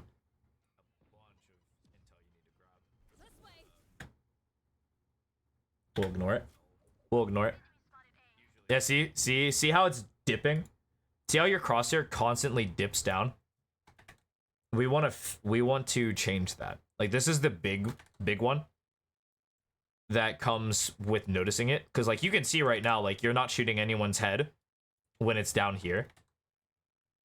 And so it forces you to run these, like, micro to, like, standard flicks over here.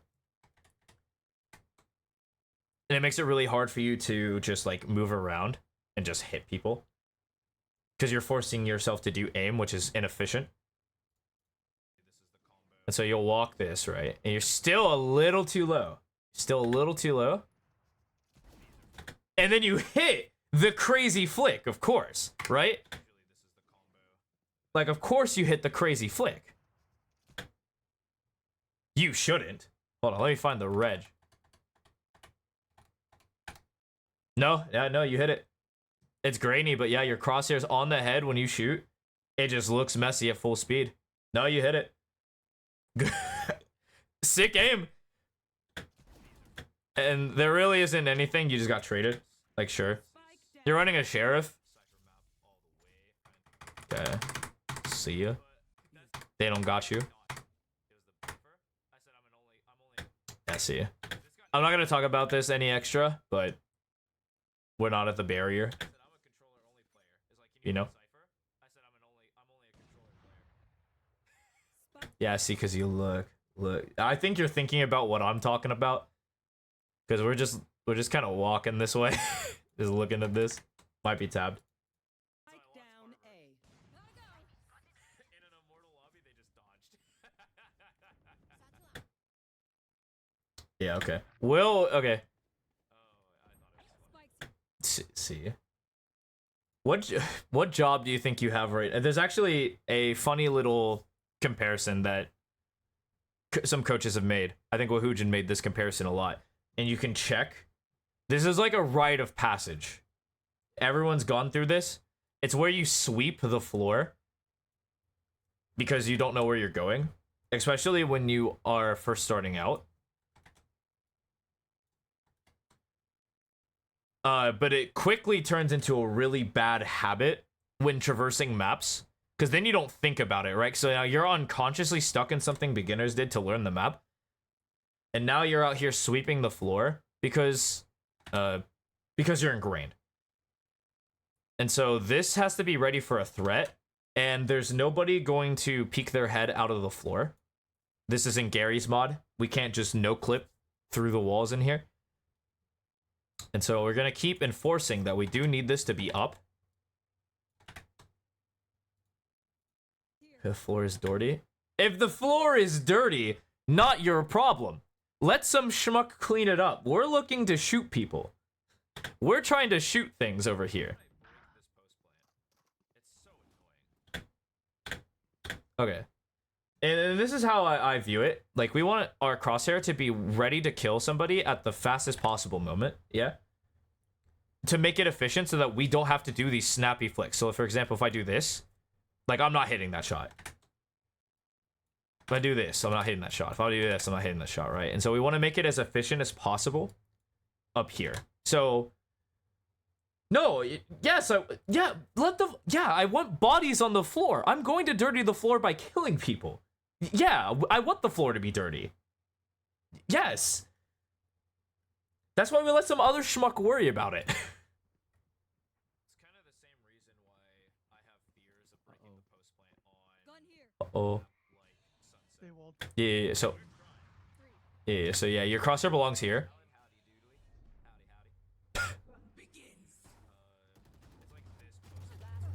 Okay. Yeah, I was mad. I want my floor to be dirty. Okay, so we talk about this. This will be a very quick read into this. So you actually have angle disadvantage, right?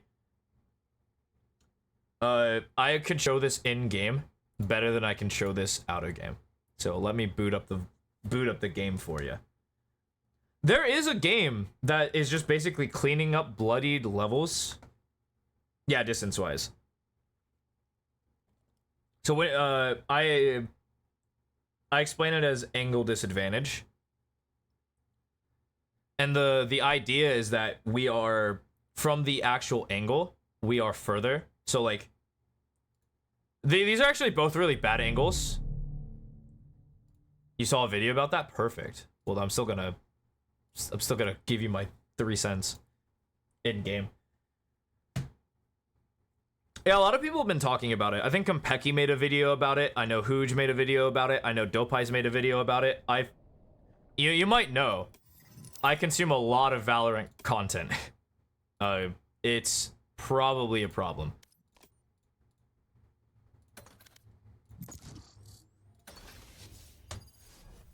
And let me make sure I have game going. I do. It was a CSGO video? Oh, interesting. Okay. Are you playing Neon? I mean, a lot of the mechanics apply from CSGO to Valorant. I just played a set of CSGO and it's actually really fun. And yeah, I think I would be really good at that game. I just have to learn a couple more mechanics that are more prevalent in CSGO than it is in Valorant.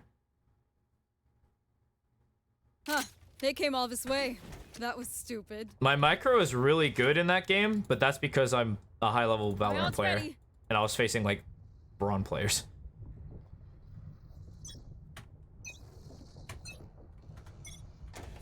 Yeah. Here, we'll pull out the judge. That was pretty good already. Yeah. So we are judging this from the angle of exposure, and so if we're hugging this wall, right? Which we weren't, which is actually good. It's better to not be hugged because we expose more. There. So we're 7 meters, and then the enemy is actually There. 8 meters. And so if they're exposed, like if they come out here, they'll see our There. shoulder more so than we can. Like they'll see us before we see them. And so coming out here is correct because There. now I believe this is 11 meters. This is There. 11 meters. This is a good fight for us. But we're running a judge. And so if we look.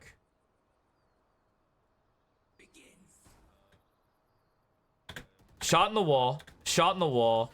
And they come out, right?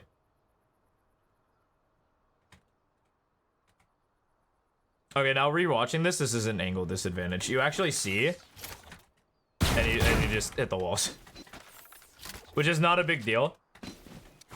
But if you ever find yourself in this situation, like you have a judge right here,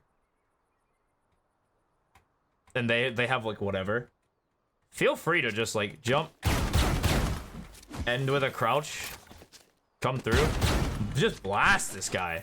You got a judge. A very mobile, short-range weapon. Come out and blast them. Try to wallbang. Unfortunately, while this is wallbangable, the judge ain't really wallbanging like that. Or slide on them. Gotta go. Did you have slide? Did you have slide? I don't worry about utility. Yeah, you did have slide. But, point proven, we could do this without the slide. But slide's good movement tech. But yeah. They should be more willing to come out and just fight that. Alright, but that's that. Neither here or there. I saw like half of the defense round. And so like the general tips for defense is start somewhere we can engage the enemies very quickly. And get our crosshair up. Those are like the two things I'd really, really hone in on when you're playing. Should have stunned. Hey. I'm not worried about utility usage. Yeah, you should have stunned. Yeah, you should have stunned slid on them. Yeah, that's the correct play. Not the play I'm going to force you to make every time. Because it's hard to make that without a little bit of agent mastery. I'd rather have more proficient, like, generalized movement than agent specific. Well, let's see it. Frenzy? You're a Frenzy player. Sheriff! Sheriff! Oh, Neon? Fair enough. Yep. You notice it's still too low, yeah? You notice it. Keep your eyes on it. I want you to keep a mental tally of how many times your crosshair dips below head level.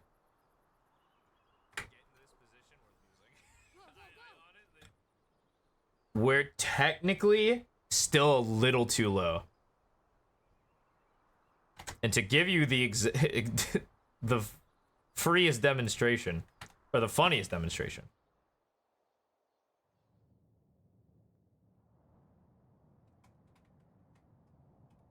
Hold on. And so it's the middle of that.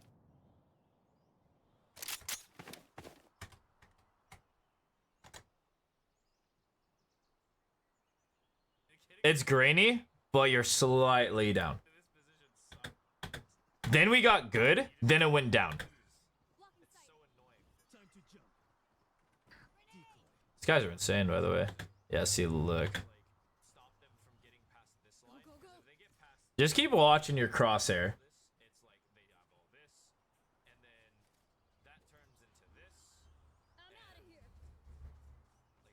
Where is he planting?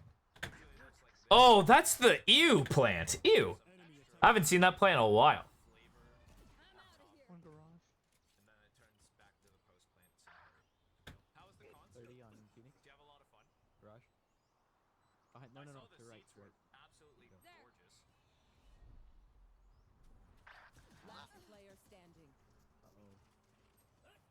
got mine. Yeah. We're gonna watch this next round as well, but I want you to focus only on the crosshair.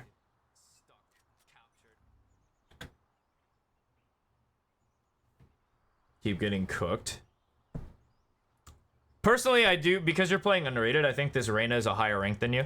I couldn't tell you the rank, but I think this Reyna is a higher rank than you, so it makes sense to my brain that you're getting absolutely clapped. But just keep looking on how you set yourself up for your fights, right? Like the amount of absolute wild things you have to do to set up good fights.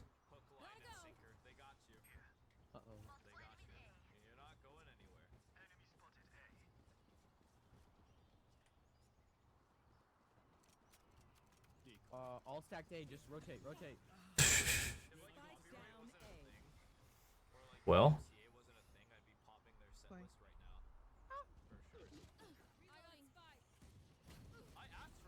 Nice. There we go.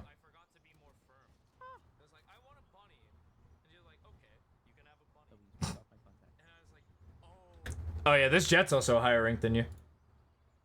Yeah.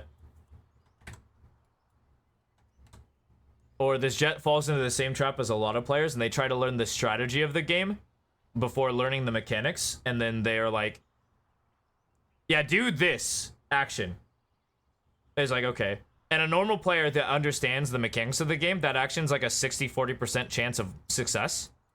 Or let's say not a 60-40. We'll say it's a 60% chance of success. But then for a player who doesn't have good mechanical like foundation, it's actually like a 20% success rate for the play. And so they're like, I'm making all the right calls. I'm so smart at the game. Why aren't people doing what I say? And it's like they can't do what they're asking. I'm curious, do you do it? You're peeking off their contacts, so you have to be looking at the minimap, which you do. Bang. Well played. You actually swung all the way to fucking Nebraska. What? God damn.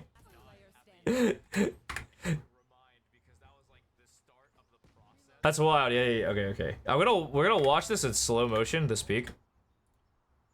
And just watch your crosshair throughout. I'll mute it so you don't have to hear it in slow motion. Didn't know the rain was there? I just want you to watch your crosshair, what it does during this peak. Right? Just want you to notice it. So this is us. I'm gonna keep my cursor on it to help visibility. So we're here. We're holding pretty close. Okay. So note, we did peek out. We exposed ourselves to the angle. But we rounded the corner. And we also traced the box. So. I'll show you what this should look like. So depending on where you want to see is fine. Because I think you were looking at your minimap and you see the Sage is scaling garden. And so you wanted to look this way. And so this is what this should look like.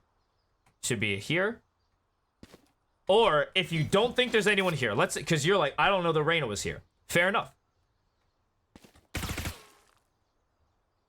We just step out. One button. We just press A. We step out and lay the Sage out. Instead of rounding it pretty slowly and then have to adjust to the Sage. And then bam. You thought she was down? She could have been. No, the Sage definitely could have been down. Here. Probably, I wouldn't expect her to be down here. This peak doesn't seem good. But regardless, your crosshair wasn't ready for any of them. Unless, like, you expected the Sage to be here, the Sage would have make a drop sound.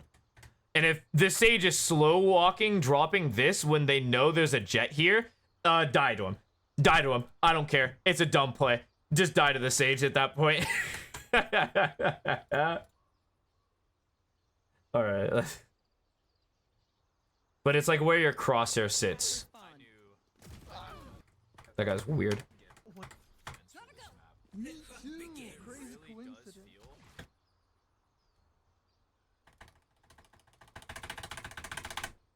You know what it's about to be. Still a little low. But this one's tough because there's a level difference. There's 2-point perspective. Yeah. You got it. I'm going to keep pausing for it. You know, we're going to reinforce in your brain a little higher. Just a little higher. And we don't care about your team. They're bots. Come play Valorant with me. Mother, I can buy you. Just let me buy you. prepare my celebratory. Salamat, thanks. Time to ego peek everyone. Let's go. These guys are weird. That's around. Oh, I was hell yeah. How'd you know? It's good to show me when you're doing Rush him, rush him, rush him. Beat him up, beat him up. Yeah, okay, yeah. That was very no, you're right. You're right. Okay. So now we're going to number 2, gunfight hygiene. How'd you know? It's good to show me when you're doing So we shot. We missed, right? We didn't tag. And so what gunfight hygiene would say here, we're mid-range. This is pretty long for a spray. It's not impossible if you've practiced it, but this is a long angle for a spray. And so what gunfight hygiene will teach us is we need to readjust and then burst again, maybe commit to the spray once we're ready for the fight. Because we're not ready. Oh, oopsie. Yep. Then it has to be a commit, right? Because then we do this burst crouch nonsense where we didn't commit to either idea, and then we're like in the middle of our bullets being irregular. So like we're at the point where our bullets won't go straight. It's during the spray pattern where the gun will veer left or right, and it's super random. A lot of people hate that. Got him 120. Didn't die though. This guy hit you 160 with a Spectre.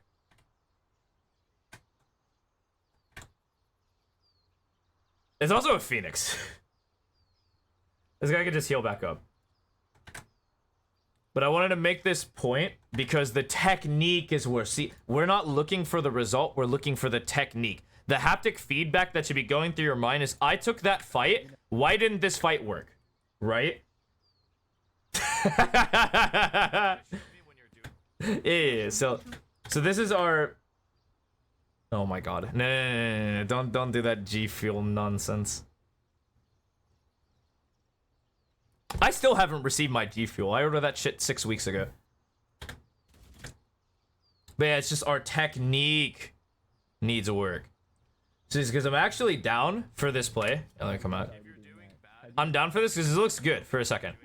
2 shots, move, 2 shots, and then we commit to this like crouch, recrouch, respray, reset. And so we're not mobile. And we drop the crouch spray. If you just straight up full crouch right there, full props to you. Respect. Okay, and then we don't care about our teammates because they're NPCs in our journey to being better than everyone. You op on attack? You're insane, I love it. I think I should put something on my W key so I don't get. What? Fuck your jet, we don't need him. Put something on my W key so that What? every time I spawn in. No, okay, unironically, well, yeah, I know they bought you, I don't care. They're just an NPC. I wanted an op, I'm not gonna buy you back. Screw you. Unironically, so when we're playing an op, we do want to be aiming for the body. So like, putting your crosshair at like head level doesn't make sense.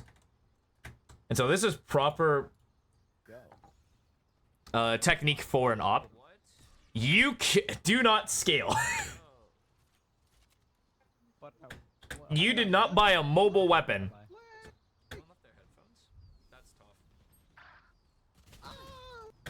See how awkward that is? Like, just watch how awkward this is. Like, this doesn't feel good to you, yeah? Like, this feels super, like, forced. Yeah. We don't want to be peeking with the op. Also, this game is fucked. There's 3 on flank. That's so annoying. So the actual correct play is to come out C. That's so annoying. Oh, God. But yeah, this is super awkward. Now you're within a rock and a hard place. Where? Spike down. C. God. Garage. You're so afraid. Last player standing. Yeah, you have an op, and now you're in a situation that sucks. Good shot.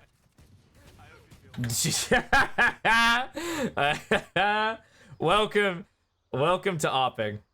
Yep, all of us operator mains, yeah, we know. Everyone who ops in my chat, we know. We've seen this problem. We try to go for that no scope, never hit it. It's too inaccurate.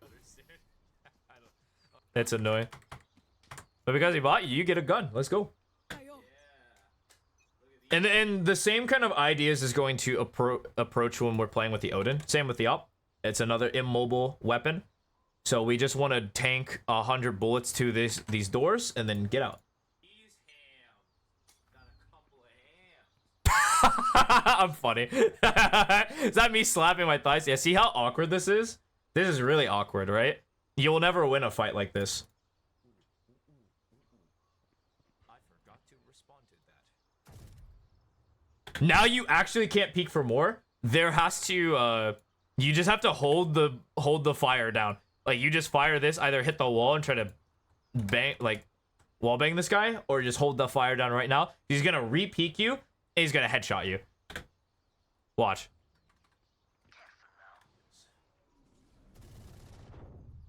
That's good. Now you actually can't re-peek. Okay, you got so lucky. Yeah. No scopes are easier in CS? Yeah, they are. I agree. But yeah. Actually, blind CP's out. This guy's a freak. Exposed to window. No one caught that. No one shot this guy. That's annoying. That's annoying that we died to that.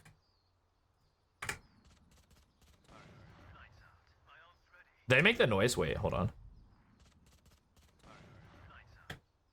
Oh, it's so hard. It's so hard because I'm listening to myself overlapping your audio. Again, not your fault. No big deal. But I'm trying to listen if you can hear this guy, because I hear steps in the grass. And so what I think this dude makes a step. Let's see if we can point it out. Yeah, this guy actually fucks up the TP. So right there, right before the op shot, you hear step, step, step. That's hard to hear. You heard it? Yeah, you heard it? Yeah, so we know this guy's here. I was trying to determine whether or not we would. Yeah, you're just mega... Ooh, you just get mega caught out. You weren't aware. But yeah, I wouldn't even be in this situation. We avoid this altogether because peeking with this gun sucks. It's the same thing with the op slow peeking up C. It just feels awful. I guess I can also just show it. I have the game open. So what we would rather do instead is we're either showing presence, anticipating them to be like here, or close here. And so what this looks like is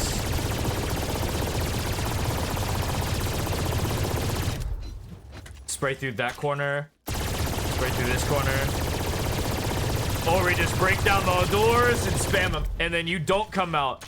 Because this is what's known as a flash zone. And if they actually flash you properly, because there was a Phoenix in Garage too. Like they're not doing it properly. Because, you know, they're bad. But the time and distance it takes for you to like get your bullets off and shoot, they'll just kill you.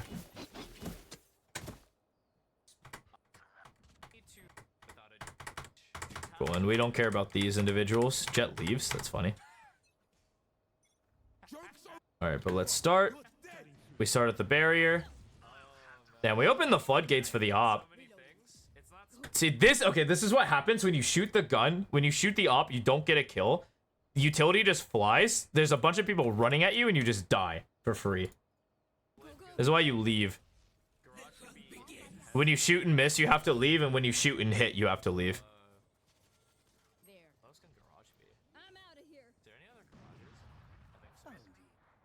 This kid's sat down. Okay, you're looking at your. I think you're tapping to me right now, right here.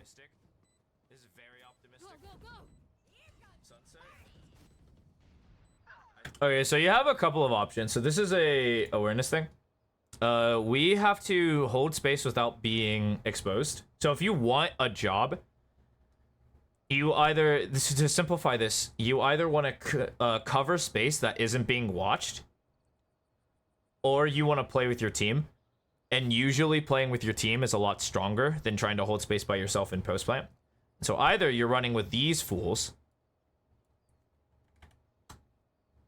or you're coming short and holding it. Those are like your two options, because I wouldn't go long. This is compromised. Short is a lot easier if you come over here, peek out. Because there's a trip watching long, we don't actually have to watch it.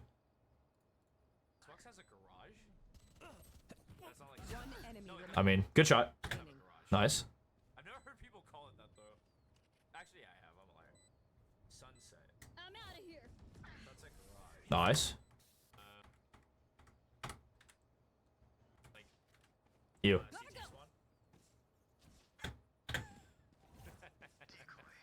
I mean, You responded to my Twitch chat. I mean, garage makes sense. Go, go, go. Okay, we're low, we're low, we're low. Especially if you're hunting. I say this is really good in like 5v whatever. Little higher. It's not like 3, like 5v2, 1. Where you're hunting. Your micro corrections look nutty. Nice. My ally. Spawn because that's literally all of this. You narrow it down.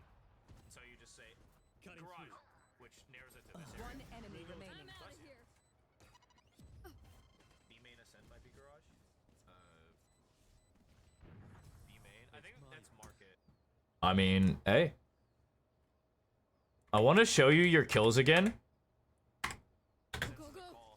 So, Crosshair at this point, you're actually the cover man. Because they're scaling, they expect you to look here.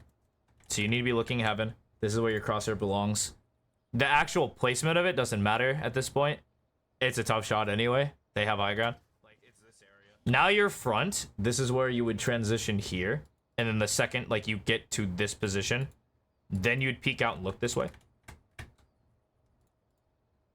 That's the one nitpick I would say. But check the kills. Wide flick into confirm. You're hunting. I say this is really good in like 5v whatever. That's just not like 3, like 5v2 or 1. Where you're hunting and the guy killed. Flick. Moves. This guy actually did it perfectly. Adjust. Lock. Kill my ally. Didn't get him off the... Go, go, go. No, I think this last kill, he actually had good placement after a bit. No. I think it was... No, it was still an adjustment. You see where we were just like... We peeked out. We're exposed to this danger. We're looking here. But the adjustment's good. You told me your aim was bad. These are good technique. Enemy remaining. I'm out of here.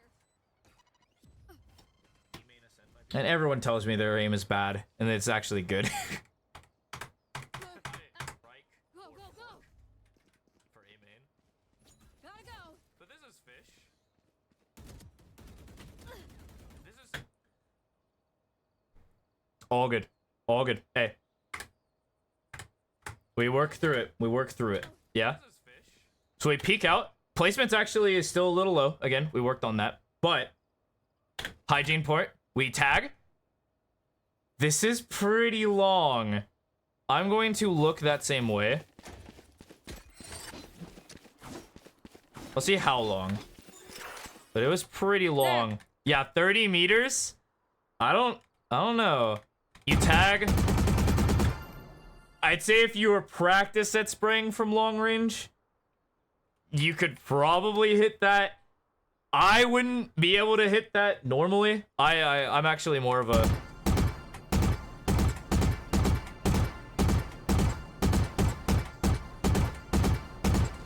I'm a burst and move type of guy, but I know Saucy would commit. I know Saucy would commit and he'd hit it.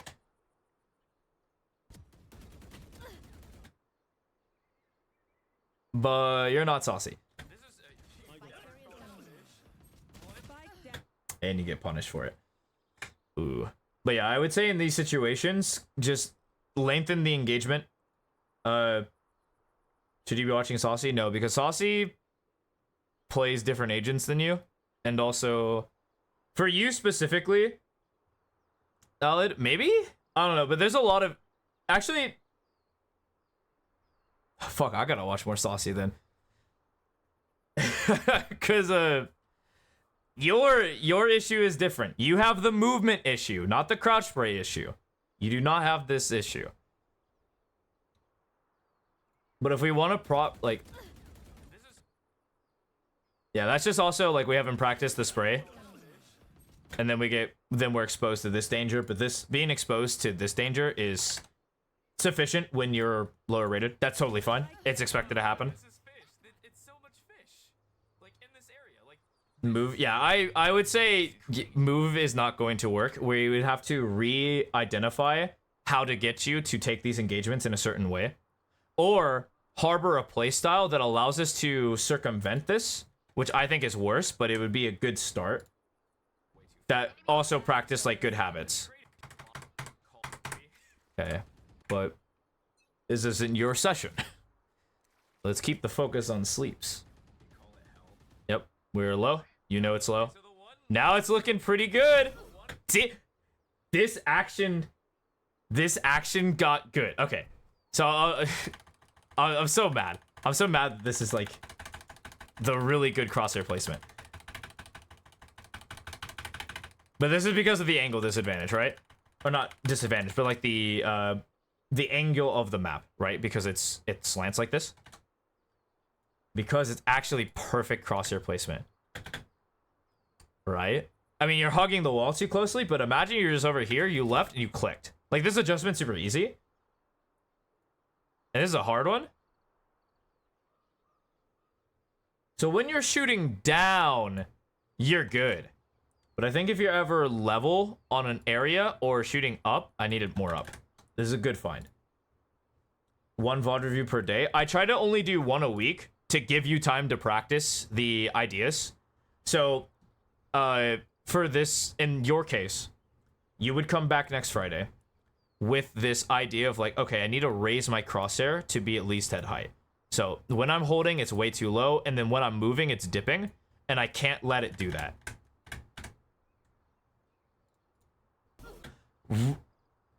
And I want to be honest, that's also super inefficient, but I can't make the promise that I can coach everybody and do a VOD review like daily.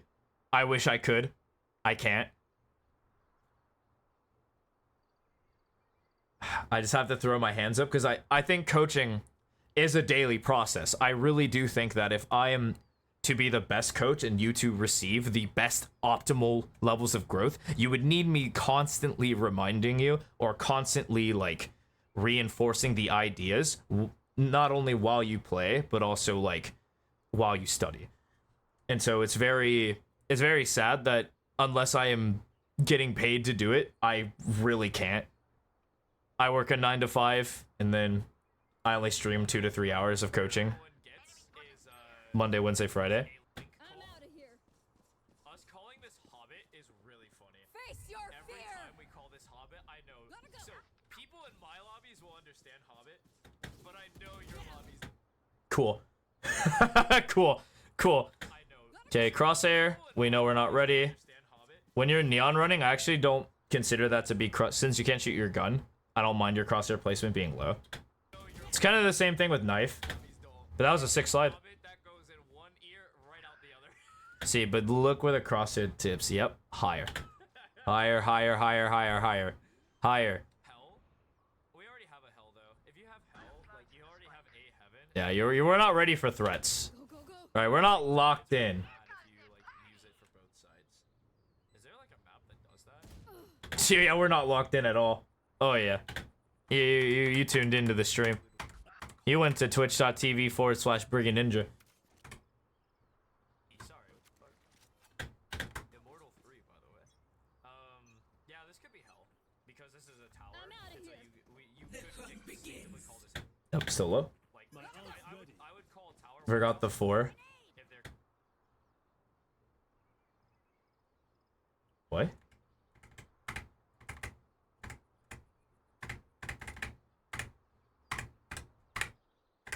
What'd I miss? Oh, right, my name. I do forget that all the time. I do forget I'm bringing it to 4. You're right. All right, anyway. I was looking at the round for something I missed. Nice. Oopsie.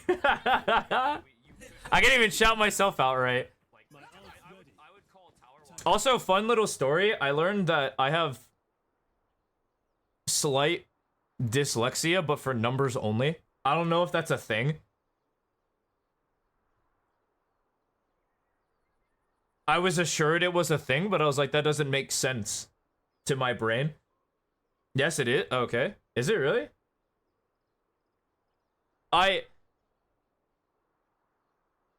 Dysgraphia? Wait, that's what it's... Oh, is it called something different? Dysgraphia. Oh, word? I only realized this because my coworker... We work with numbers all the time. And a lot of the time, the numbers will be backwards. I'll write it incorrectly, but not like I got the wrong set. I have the right, like, integers.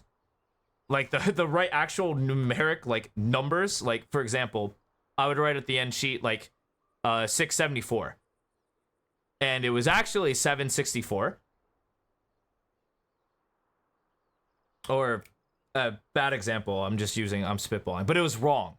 But I've been doing that for so long. And they finally brought it to my attention. It's like, hey, you've been miswriting these numbers like a lot. I was like, oh, that's weird.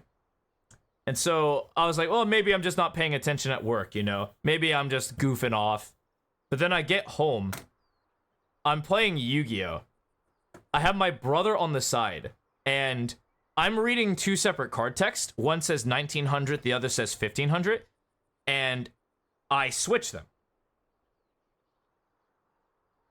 And so I think... the number on this card is 1900 and the number on this card is 1500, but they're backwards. And so I pull it in there and I have to beat over a monster that has 1800 defense. And I'm like, oh yeah, this monster is 1900. Let's fucking go. And then I smack into it and I take damage. I'm like, why the fuck? Why did I take damage? What? 1900. And my brother is dead ass looking. Is like, bro, that said 1500 this entire time. I literally couldn't believe it. I couldn't fucking believe it. At all. Oh, is it dyscalculia? Or is it... I fucking hate phonetics. Dyscalculia? Dyscalculia? Thought into word. I probably have dysgraphia too, I'm not gonna lie. But... I can't confirm nor deny that one. I can confirm the number one, though. But I don't have, like, regular... I know you can have these without having regular dyslexia. But I thought it was, like... I thought it was something that was linked together. But I guess I'm definitely wrong, then. If they're coming this way. Dyscalculia... Yeah, nice try. No, please don't. Please don't. Or under tower. Go, go, I can see go. both being fine.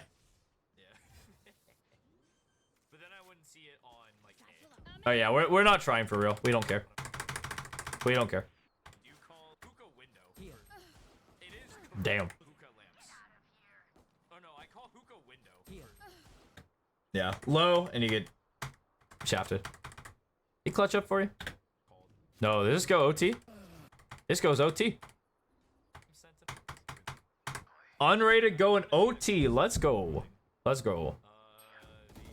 Crosshair placement was good. Go, go, go. And then we got to the fight. I'm actually down. I personally think you should go for the one tap and then crouch into it, but that's like high level tactics, or not high level tactic, but high level fight etiquette.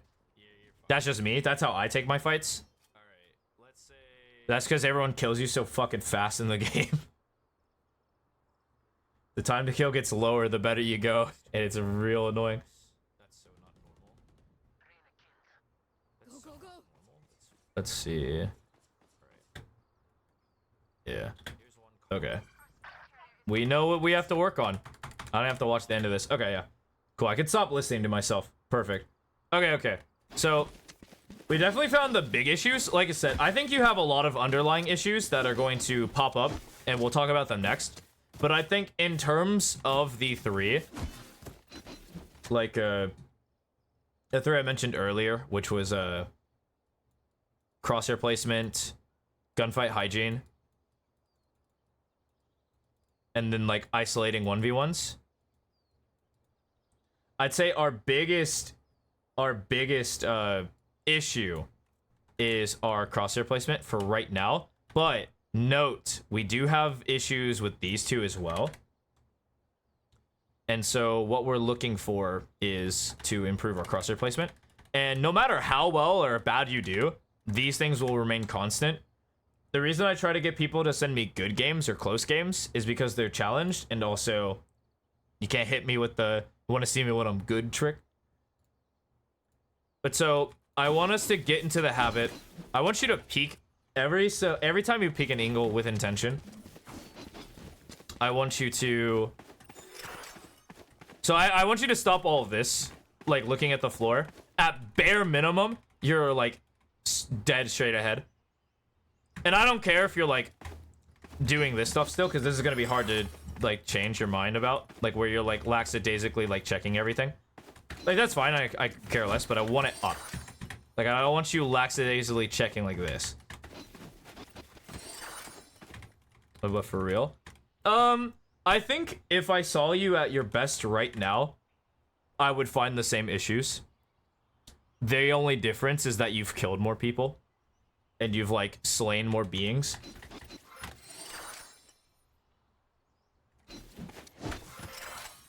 So I want you always, like, whenever you get into an angle and you're getting ready to hold it, I want you to go a little bit higher.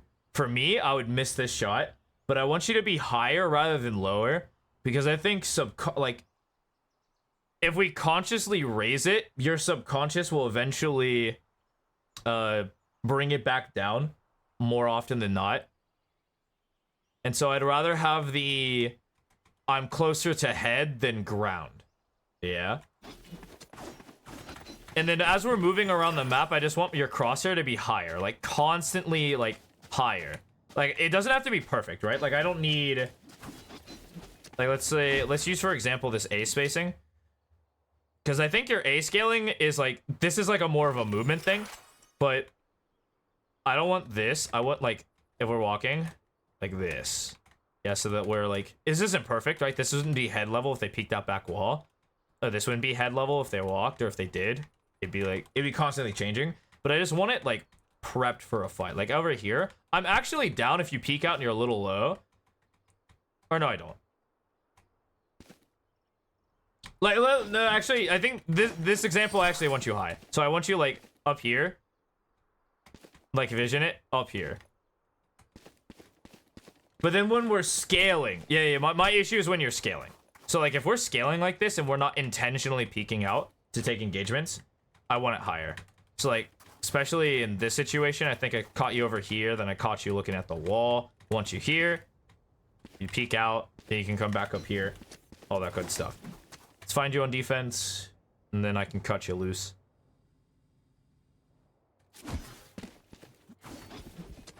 Here, actually, you played a lot of C for some reason. Let's say you're holding this. Let me find not head level. I want you bringing it up. Just every time you're holding an angle, I want you to have that thought to yourself. Just bring it up. I also didn't notice that this little creature gets angry when you ADS. You think you're good at it? What's your sense? I'll nip the bud right here. What's your sense? I want your DPI in game. Cause I'll nip it in the bud.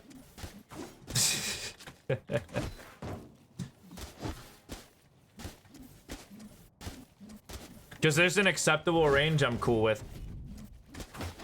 All right, 0.39 DPI.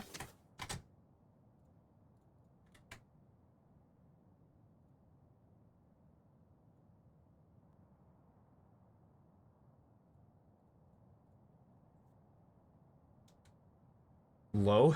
What? Like 400, 800? What are we working with? Do you have? Can you check your mouse settings? From like depends if you have the mouse button. Oh, okay. No clue. Lowest setting on a mouse. What's your mouse? Default's 400.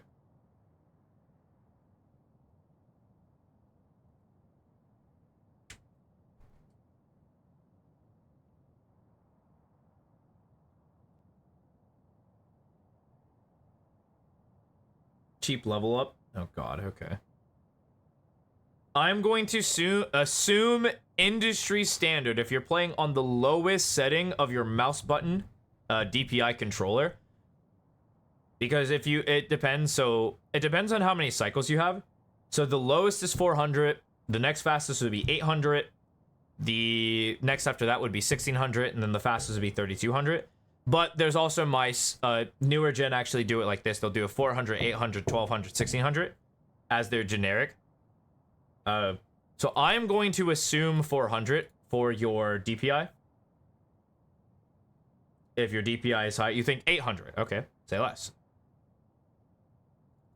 800. You're good. You're good. The effective range is okay, well let's also check if it's 400. I don't think you're good. 0.39 times. Yeah, if it's 400, you're a little too low. If it's 800, you're chilling. The effective range you should shoot for is 192 EDPI to 408. You're too low if you're on 400. If you're on 800, you're at 316, which is right in the middle, which is fine. As long as you're within this range, and the EDPI is calculated by your in-game sense by your DPI, which is just the mouse setting. And so if you're within that range, you're good. There are outliers, but mouse has 3 settings, and then it's probably, if I were to juxtapose 3 settings, it's probably you, and then you. It's probably this. It's probably 400, 800, 1600. Typical standard stuff.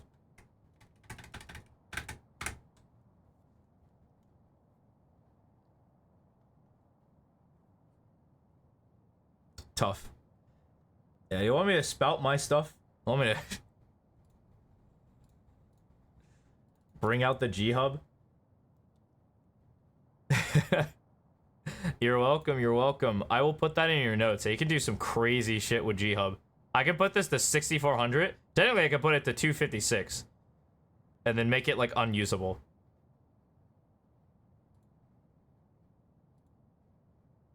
Okay, fix this.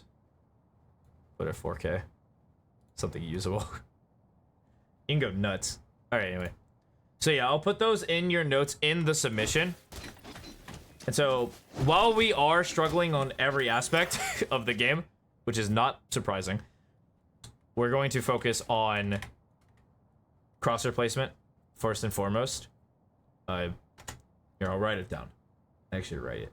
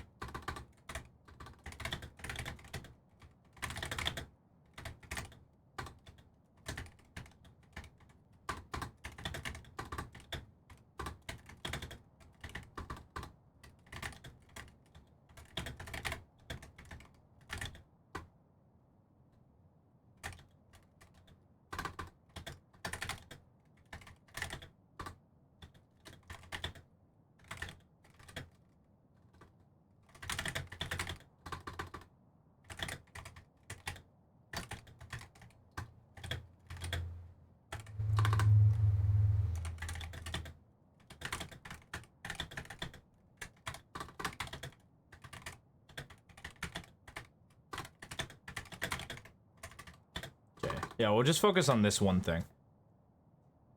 Yep, that's your notes. I would give you more, but honestly, this is just a good first step. I wrote it down, but when we're holding angles, I'll just reiterate it now, but just to do it. When we're holding angles, we're a little too low. pull it up just a little bit more. Just visualize a little bit higher. And then when we're scaling, you're not allowed to look at the floor anymore. You can't. You're not a janitor. We're not cleaning anything. We're not sweeping. We're up. If you even so much as touch the floor, I'll end you. Okay. Okay. Agent selection doesn't matter. We won't be talking about agent selection till gold, like tail end of gold. So I'll break it down. I've done this for a bunch of people before, but I'll break it down here.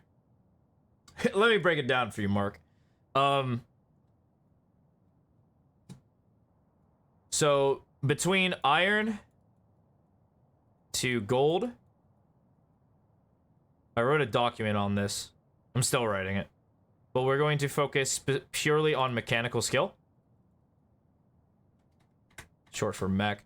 From gold to ascendant, we'll be focusing entirely on agent mastery. And then ascendant, I'd say plus, we're looking at the macro game. And so we won't talk about agent selections for a good long while. You got a bit. I don't think it'll take you too long to go to gold. Should we like keep up the practice, stay consistent, and work on fixing our bad habits? You'll see gold soon. And then once we have that conversation, that'll be a whole lot of personal preference.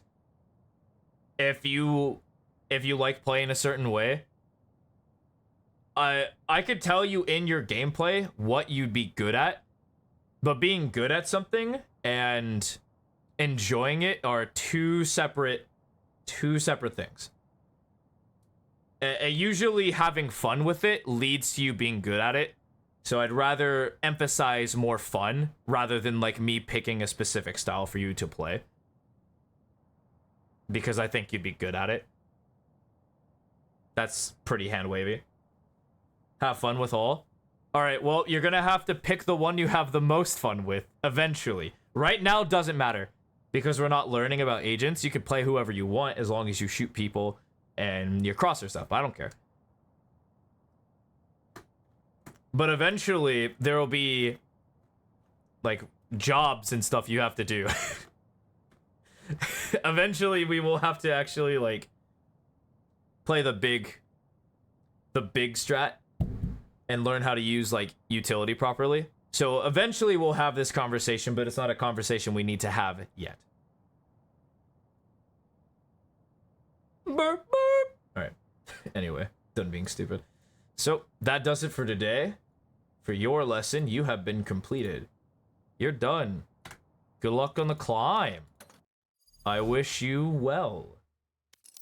Do your best. Be strong. Cosmic's climbing, let's go.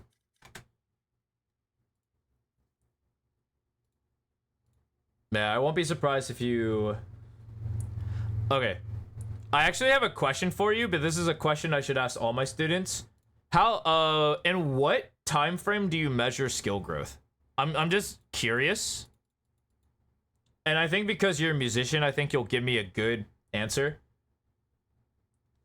Yeah, I stream Mondays, Wednesdays, and Fridays for coaching. I try to do a weekend stream for horror. Lately, I've been really bad about it.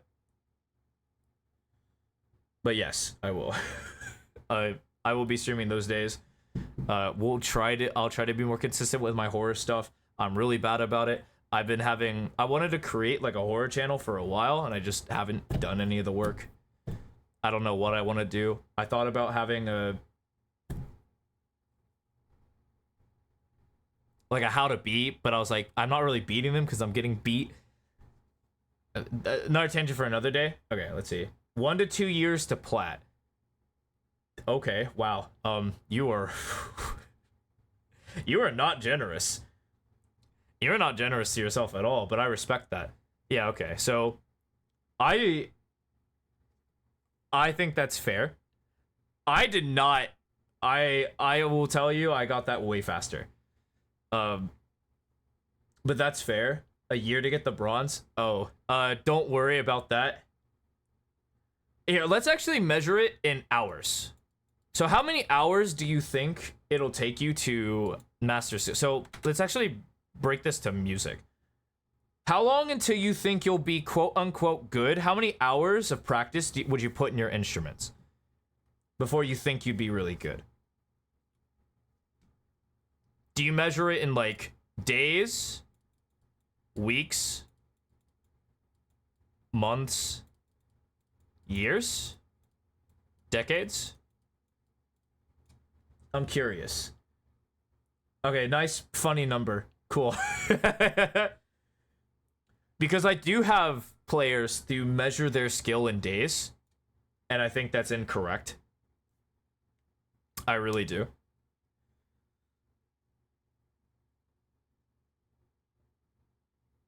That is a big number, though. 5 years, 400 hours. Yeah.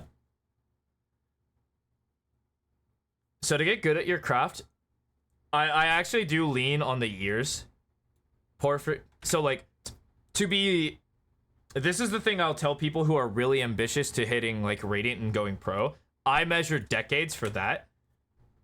But I would say like years is totally fine to look at. But more on the hours. Since, okay. I do want to also break down the hours thing. Because hours doesn't transfer 1-to-1. Okay, well this is just wrong.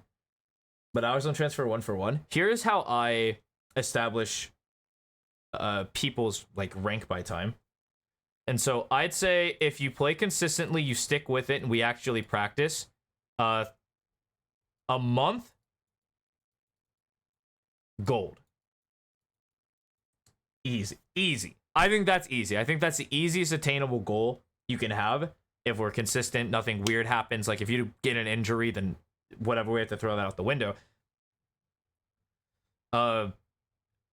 For diamond,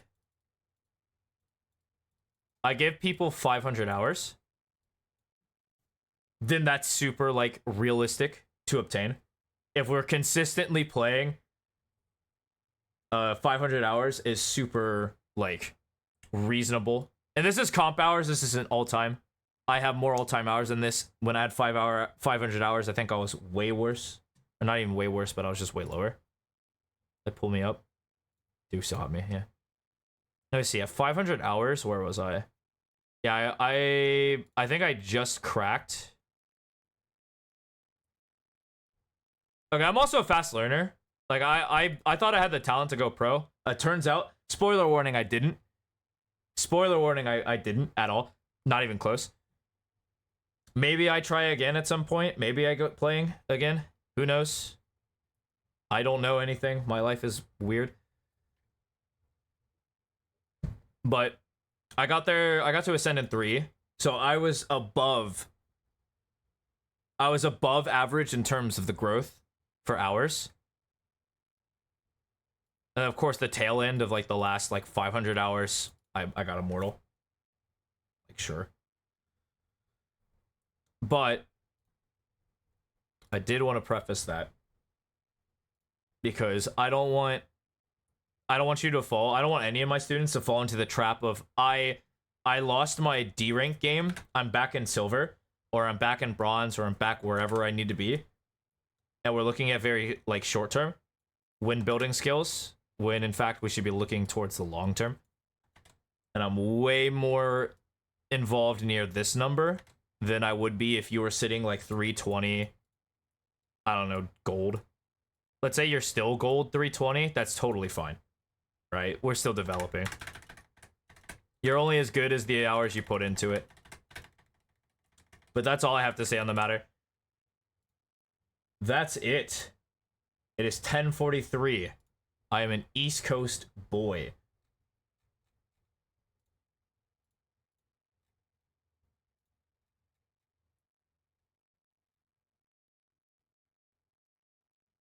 Your rank fitting?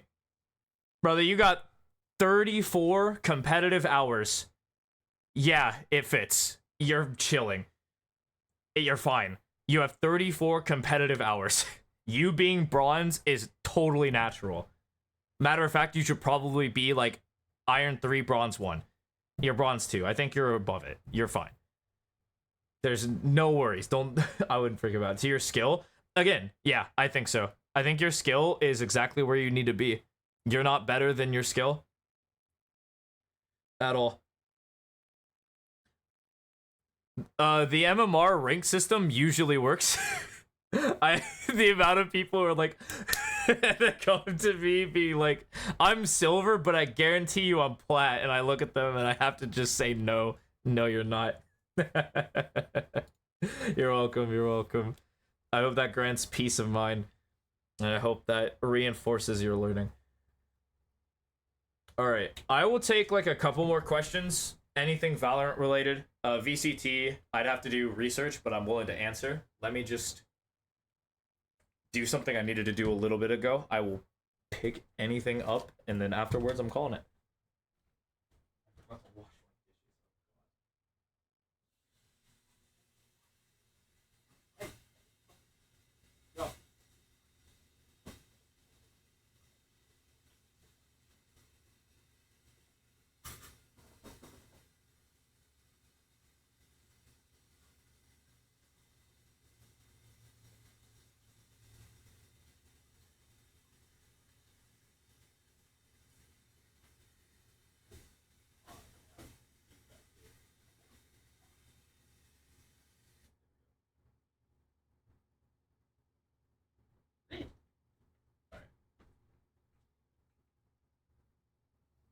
You're done. Adios. Appreciate for sticking around. Hopefully you win.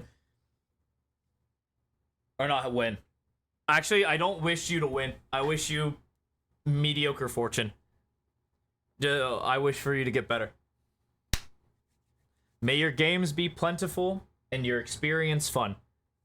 And hopefully we get better along the way. That's all I can ask for. Predictions for the next 2 days. Let me check the games. Thought I had VLR up on one of these tabs. Nope. Yep. All right. Let's look. Crew Fnatic. Okay. So the issue... Oh, God. Okay. I think if Crew accept the fact that Fnatic are going into, like... If Crew play post plants the way they've been playing, they will lose 100%. You'll be cheering for Crew. I'm sorry for your loss. If they play that way. I think if Crew recognize that this Fnatic retake is literally the best in the world, and they just play off site and like play to spam like a lot of the top tier teams have been doing, they'll find success. They'll be chilling. They'll be good.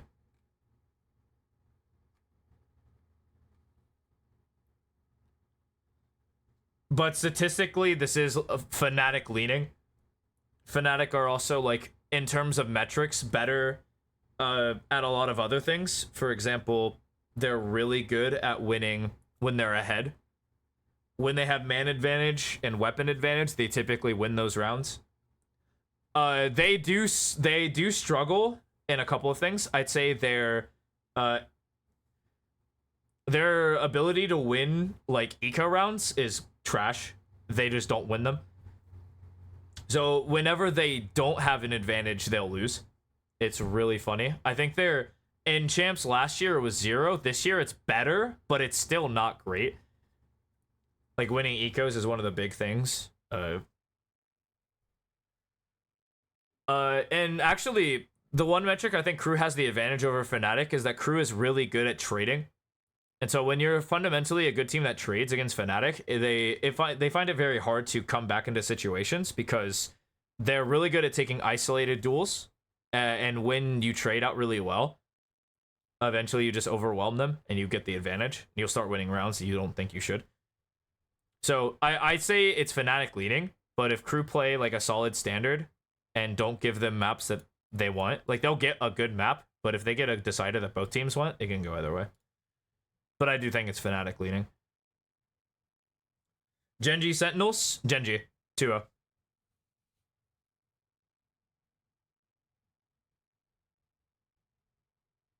cheer for your favorites. Yeah, no, fair. I mean, cheer for your cheer for your favorites for sure. Absolutely. It's rude. I'm sorry. I'm just not really on the Sentinels. Like, I'm really not. I think they just fought a collapsing FPX and Gen G, who are significantly more prepped, really good individually. Their style has evolved since the last time, not the last time they faced, because they faced in the first round, right? Like, we faced them here. But their entire, like, ideology of the game, it's so good. Yeah. So I do think it'll be Gen G going forward. Leviathan, Vitality. Vitality are honestly on their last leg.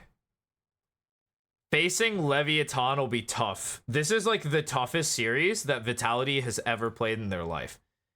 A lot of it obviously comes from the fact that, okay, this one's a super mismatch. Let me just pull up their last game against Talon. And I just want to look at first kills, the first deaths. And this is like all maps.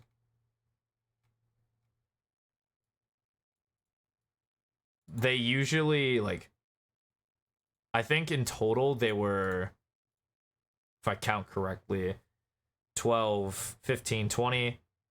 15, 20, so it's even. These are even. But when Vitality get a lead, like any sort of advantage, at all, I'm talking at all, if they get a single advantage, if they get bombed down 4v5, which is advantage, by the way, it's actually silly, they'll win the round. And it's annoying. Plus, Vitality are super good at, like, they don't have the post plant of, like, Heretics, and they don't have the retake of Fnatic, but they're still solid. But if this team doesn't get an advantage in the attacking rounds, they won't win. And Leviathan have too much firepower to where they'll just shut down Vitality.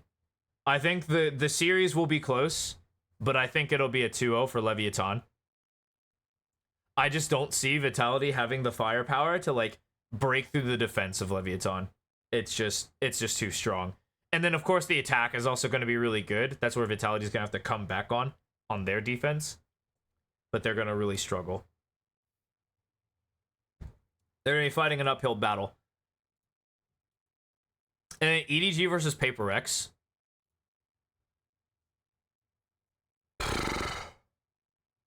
I'm really sorry to say this, but I do think this will be 2-1 Paper Rex. I know that is not something that anyone likes to hear. I do think that this is the one that's, yeah, no, I'm with you. I do think this is the one map that's really spooky. I understand that these, like, pre-match betting is a lot on Paper Rex, but EDG look really fucking good and Paper Rex do not look great. Paper Rex feel weak right now, which is annoying. Of course, it's good to believe in the boys, but oh boy. They just haven't been themselves. And I don't know how to fix it. I really don't know. Because EDG is one of them good all-around teams. You know, they're good at trading. They're good retakes. They have good post-plant, discipline. They're great in ecos. They're good in just the round around. It's like, oh god.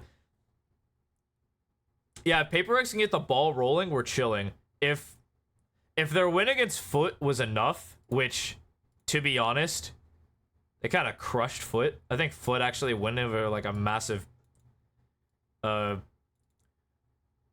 kind of like just fell flat towards the tail end of their season, which is annoying.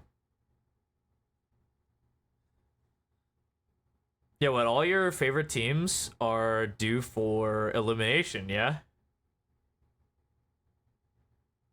Yeah, actually, yeah. Hopefully your blood pressure will Be fine.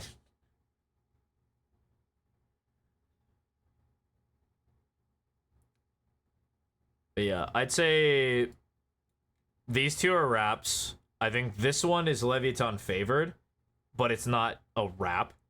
I think this one you could literally, you could throw a dart at a board, and it could say like one color is EDG, the other one's Paper Rex, and either one can move on. I do personally, I think EDG will move forward. But ugh. It's like oi oi oi.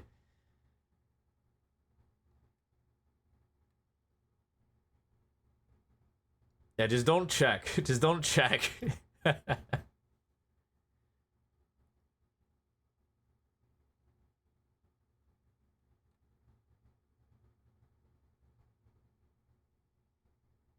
just said 2-1 Paper Rex. Did I not say 2-1 EDG? Did I not lead with that? My bad. I'm sorry. I was voting EDG. Like this entire time. If I said Paper Rex at any time, apologies for the miscommunication. But I do think EDG will win this series. But I won't like treat you like an animal if you say Paper Rex will win. It's super believable. The only one I will like fight tooth and nail is this Gen G Sentinels, and I know they're Sentinels fans, and I know they'll tear me apart, but I really do think Gen G are just gonna walk away with this.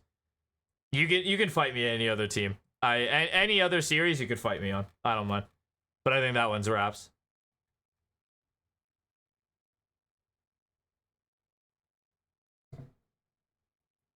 Oh, oh, I led with, yeah, sorry about that, Paper Rex fans, but Paper Rex is gonna win. That's funny. I didn't mean to say EDG. You're fighting for crew. They're fighting an uphill battle. Best of luck, crew. You're going to need it. How they do against Billy Billy? I don't want to look at his stats, but it's good to know. Damn. Damn. Damn. Damn. Fuck, alright. They're the top 16 team, by the way. That's funny. I mean... Damn, they're playing Group B first? Why? Wait, why is Gen G Sentinels first tomorrow morning? What? Why? That doesn't make sense. Wouldn't it be Group A first, Group B? Because then Group C is first, and then Group D's... What?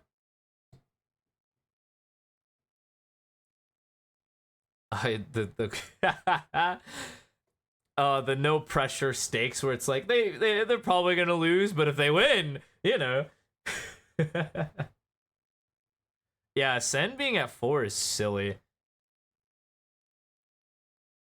That's actually wild. That doesn't make sense to me that it's 4 in the morning. Like, sure. Okay.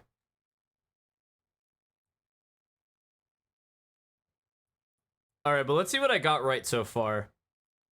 I did not get this bracket right at all. I didn't save the pick'ems, but I did not get this right at all. 1 a.m. for Pacific. Yeah, they got to get up early or stay up late. I think staying up late's easier than getting up early. I mean, me personally, I can get up early, but like, I understand if people can't. Pick'ems are dreadful.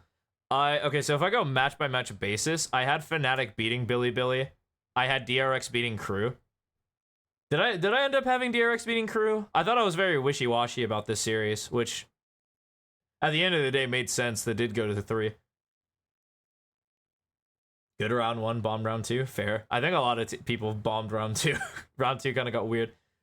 I definitely missed this up. If I was correct on my DRX pick, I definitely missed this one. I did not think they were winning that series.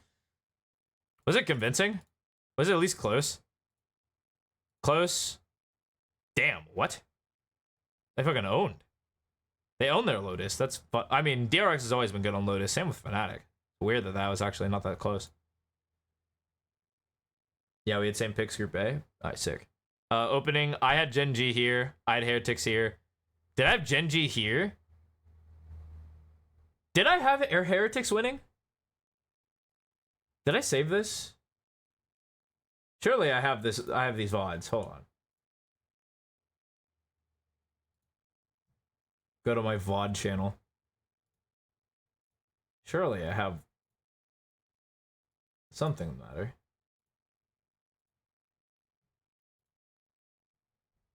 When did we do pick'ems? Oh fuck, when did we do pick'ems?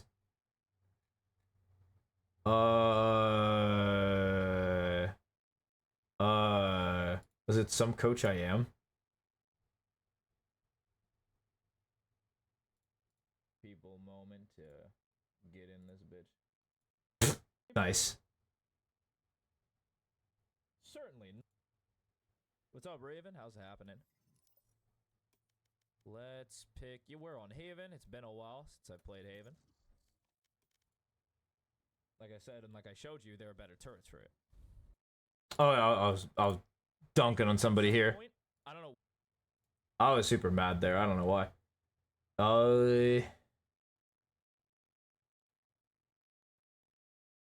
Was it 3 weeks ago?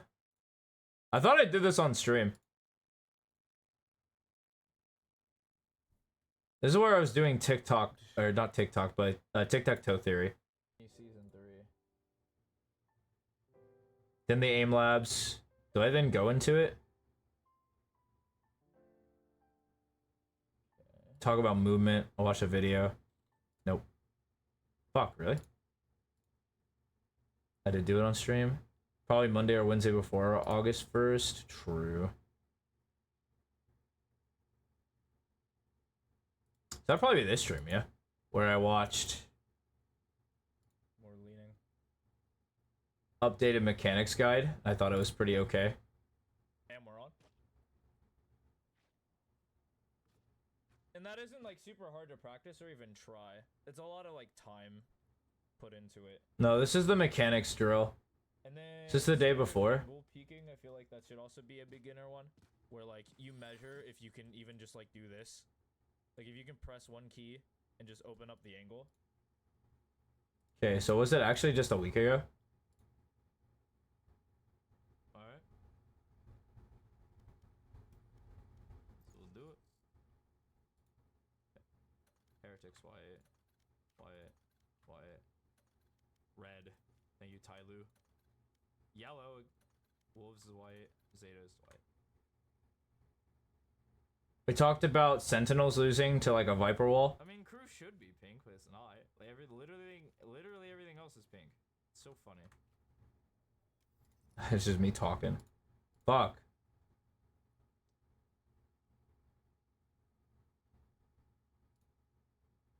I do not. I don't remember. Damn. That's annoying. Damn, that's annoying. I just wanted to confirm or not if I was a Heretics first. Because I thought I did put Heretics first. I vaguely remember putting Heretics beating Gen G. And then Gen G winning this one down. Like Sentinels winning against FPX. Was I actually... I think I was cringe and had FPX beating Sentinels going against Gen G and losing to Gen G. I think I had something stupid there. But I do think I had Heretics winning out Group B.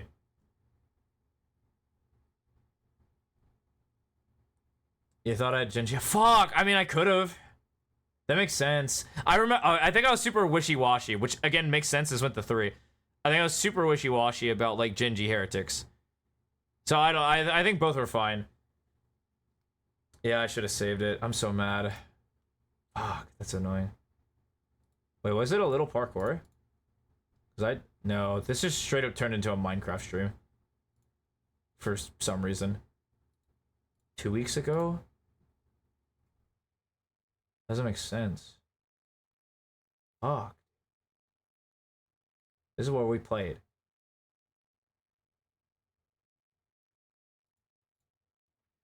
Damn. The parity in this league could be insane. I can see DRX and crew getting knocked out for Fnatic Billy. Like that is something That did not fucking age well. Holy shit. Nice.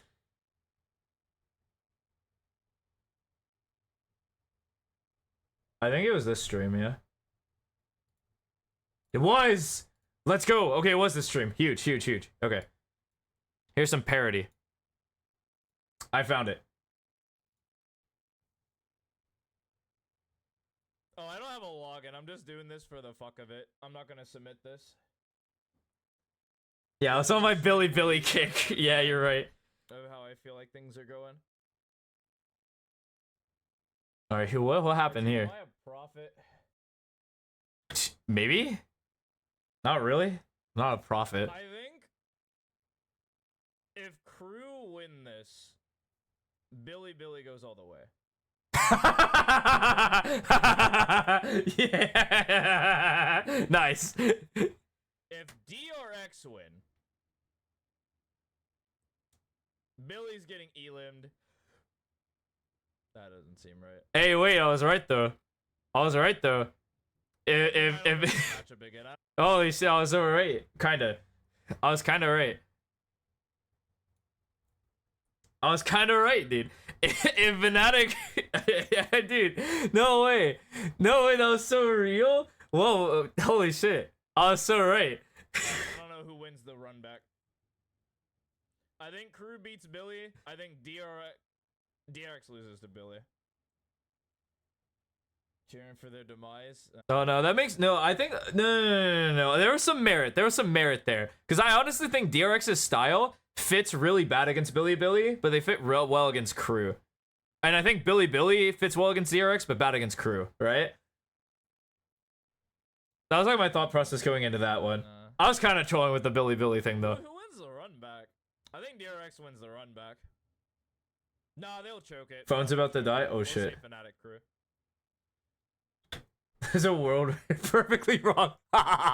What's up, Cher? What's up? I think DRX will choke it. Okay, so far I'm chilling. Except for the DRX choke. Fuck me. Yeah, who was predicting DRX literally 2-0ing Fnatic, bro? Like, who actually predicts that? No grudges, I mean, fair. Alright, well, how the fuck do I go? Alright, what was my group B? I'm really concerned about my group B. That's the same? This is the one I was, like, excited for. I think it's the same. I think Alright, speed up a little. for a win for team. Now I can do Oh, okay, I think I just skipped group B, yeah? the boring path, right? Where it's... I can do this boring path, right? Like, this is the boring path. This is, like, the expected value to come out of this. I mean, I still think this is expected value. Do I end with this? What Sentinels we get. If we get the end of the split Sentinels, this is what's gonna happen to them. Maybe not even. Maybe they don't even get past Phoenix. You can see Sen beating Gen.G on the rematch? I don't think so. I think Gen.G are just a significantly better team. I think it's unfortunate that Sentinels are facing like the #1 and #2 team in the league. I think Heretics are better than Gen.G right now. I mean, they won. Actually, I think if Gen.G beat Sentinels, I don't think they beat FPX. That's a hot ass take though. My take is that Sentinels don't beat FPX. I also didn't see FPX literally fucking imploding in between days. It's actually so bizarre. They changed their entire comp strat. They changed like their map vetoes. It was so fucking weird. Thanks. Oh, did I say this is a full power? This is full Heretics? I fucking knew it. Ah, I'm right. Heretics will be the top. If this is full Heretics, What did I miss? I was right. Kinda. and then I have no idea. So far, Group B is 100%. Rematch. And this is what I actually think is going to happen. I think this is going to happen. I think I'm correct. 100%. Full-size Heretics? Nah, you're going in. Alright, what the fuck am I doing with it? Do I keep it like that? God, I hope so. Here, I think it's gonna be Trace. Dude, this is the hottest take I had this entire time, and it was the most correct take I've ever had in my life. Like, what? Trace actually went crazy.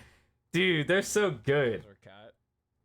Cat, if you watch the VOD back, know that I have Sentinels dropping to Genji. 2 L's. I did not mean to be so antagonistic, but Vitality, I think have a little Vitality is piece. the freest elim in the game. I think Lev win this. I think Trace will. I think it'll be Lev. I think I have the two teams coming out correct. I don't think Lev will lose. I don't think Lev lose to Vitality.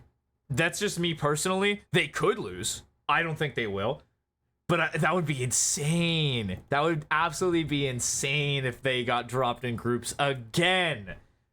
After that entire run they had in Americas, them getting dropped again would be crazy. It'd be career shattering. If we go back to the contracts, some people are getting fired. And I think Calm's one of them.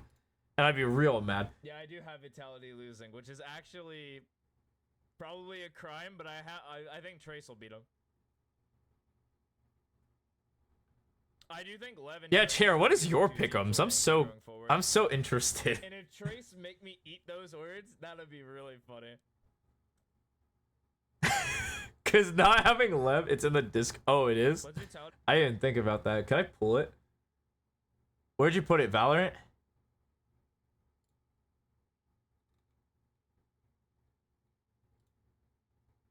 Oh, you did. Let me... Pin it. Perfect. Okay.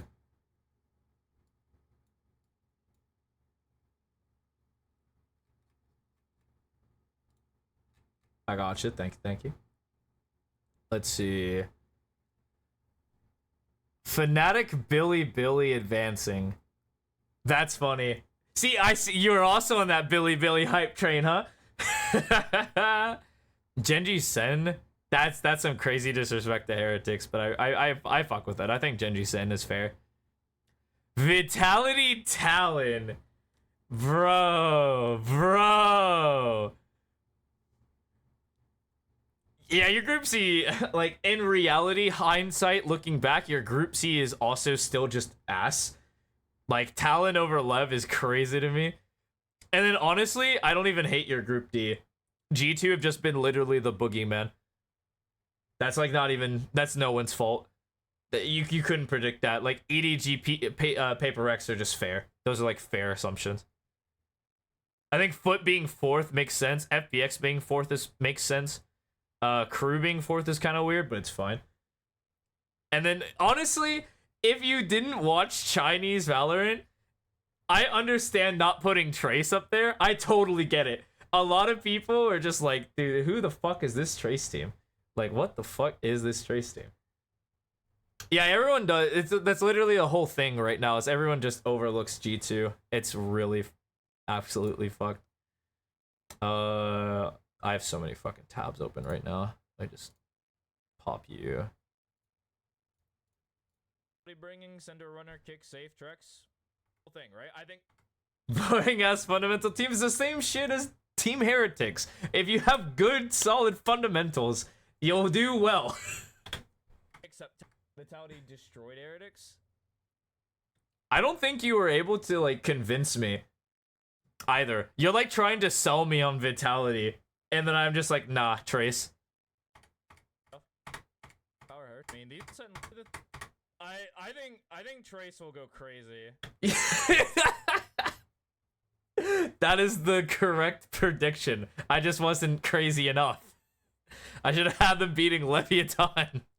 If we go to China's, They got smashed after the showboat? Yeah, true. They got smashed by... Because it was literally like absolutely crushed Funplex. Got crushed by EDG.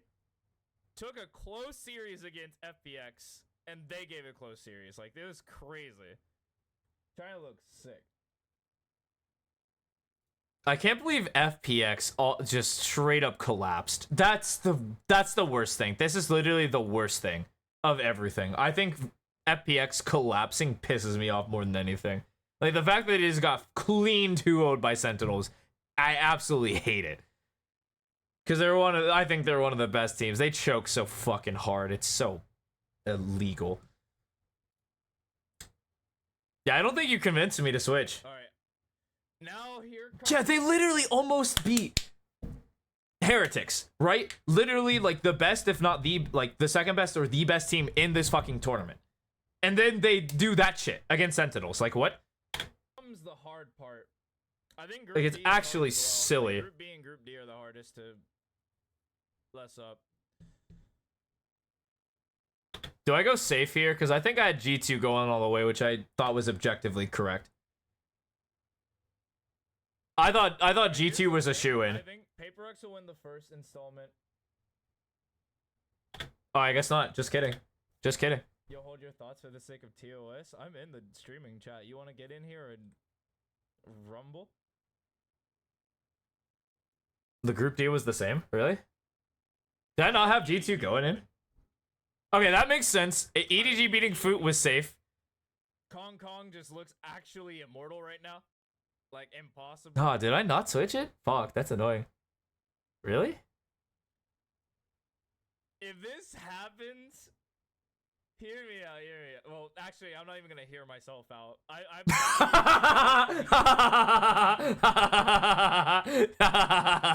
Yeah, no, don't even. Food is getting elimed there. Has not been that guy right now. It's been tough. CNED has not been that guy? It has not been CNED's problem. That dude is literally insane. Be EDG, and then I think GT will be EDG. Wow, okay. Okay, at least I had some faith in G2. Wow, okay. Well, G2 took the other route. They just said, we'll just beat everyone. PaperX Foot was fun to watch. I'll have to watch it then, just to enjoy it. I haven't sat down and watched that series. I have Fnatic, Crew, Heretics, Gen G, Lev, Trace, PaperX, G2. So far, the teams that I've correctly predicted are Heretics, Trace, G2. I think everyone except Heretics in the wrong spot. Map 2 was Peak. Ooh, okay. I'll have to watch it. I'll watch it right after this. I still have to bake cookies, but then after that, I'm pretty much free. Do whatever the fuck I want. But cool, so that's how I thought it was gonna go.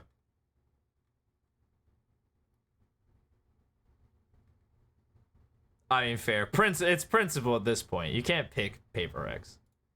I think the series was smashing, too. It was a good series. Yeah, I'll probably watch it. Okay. All right. That does it. I've been streaming for 3 hours. I've hit my quota. Y'all have a good night. I think I'll see a couple of you shortly. Yeah, I agree. I don't think they... Based on, like, the actual, like, aspects of what G2's good at and what PaperX are good at, I think G2 will always win. So there you have it. I'll catch you guys later. Peace out. A-Town what?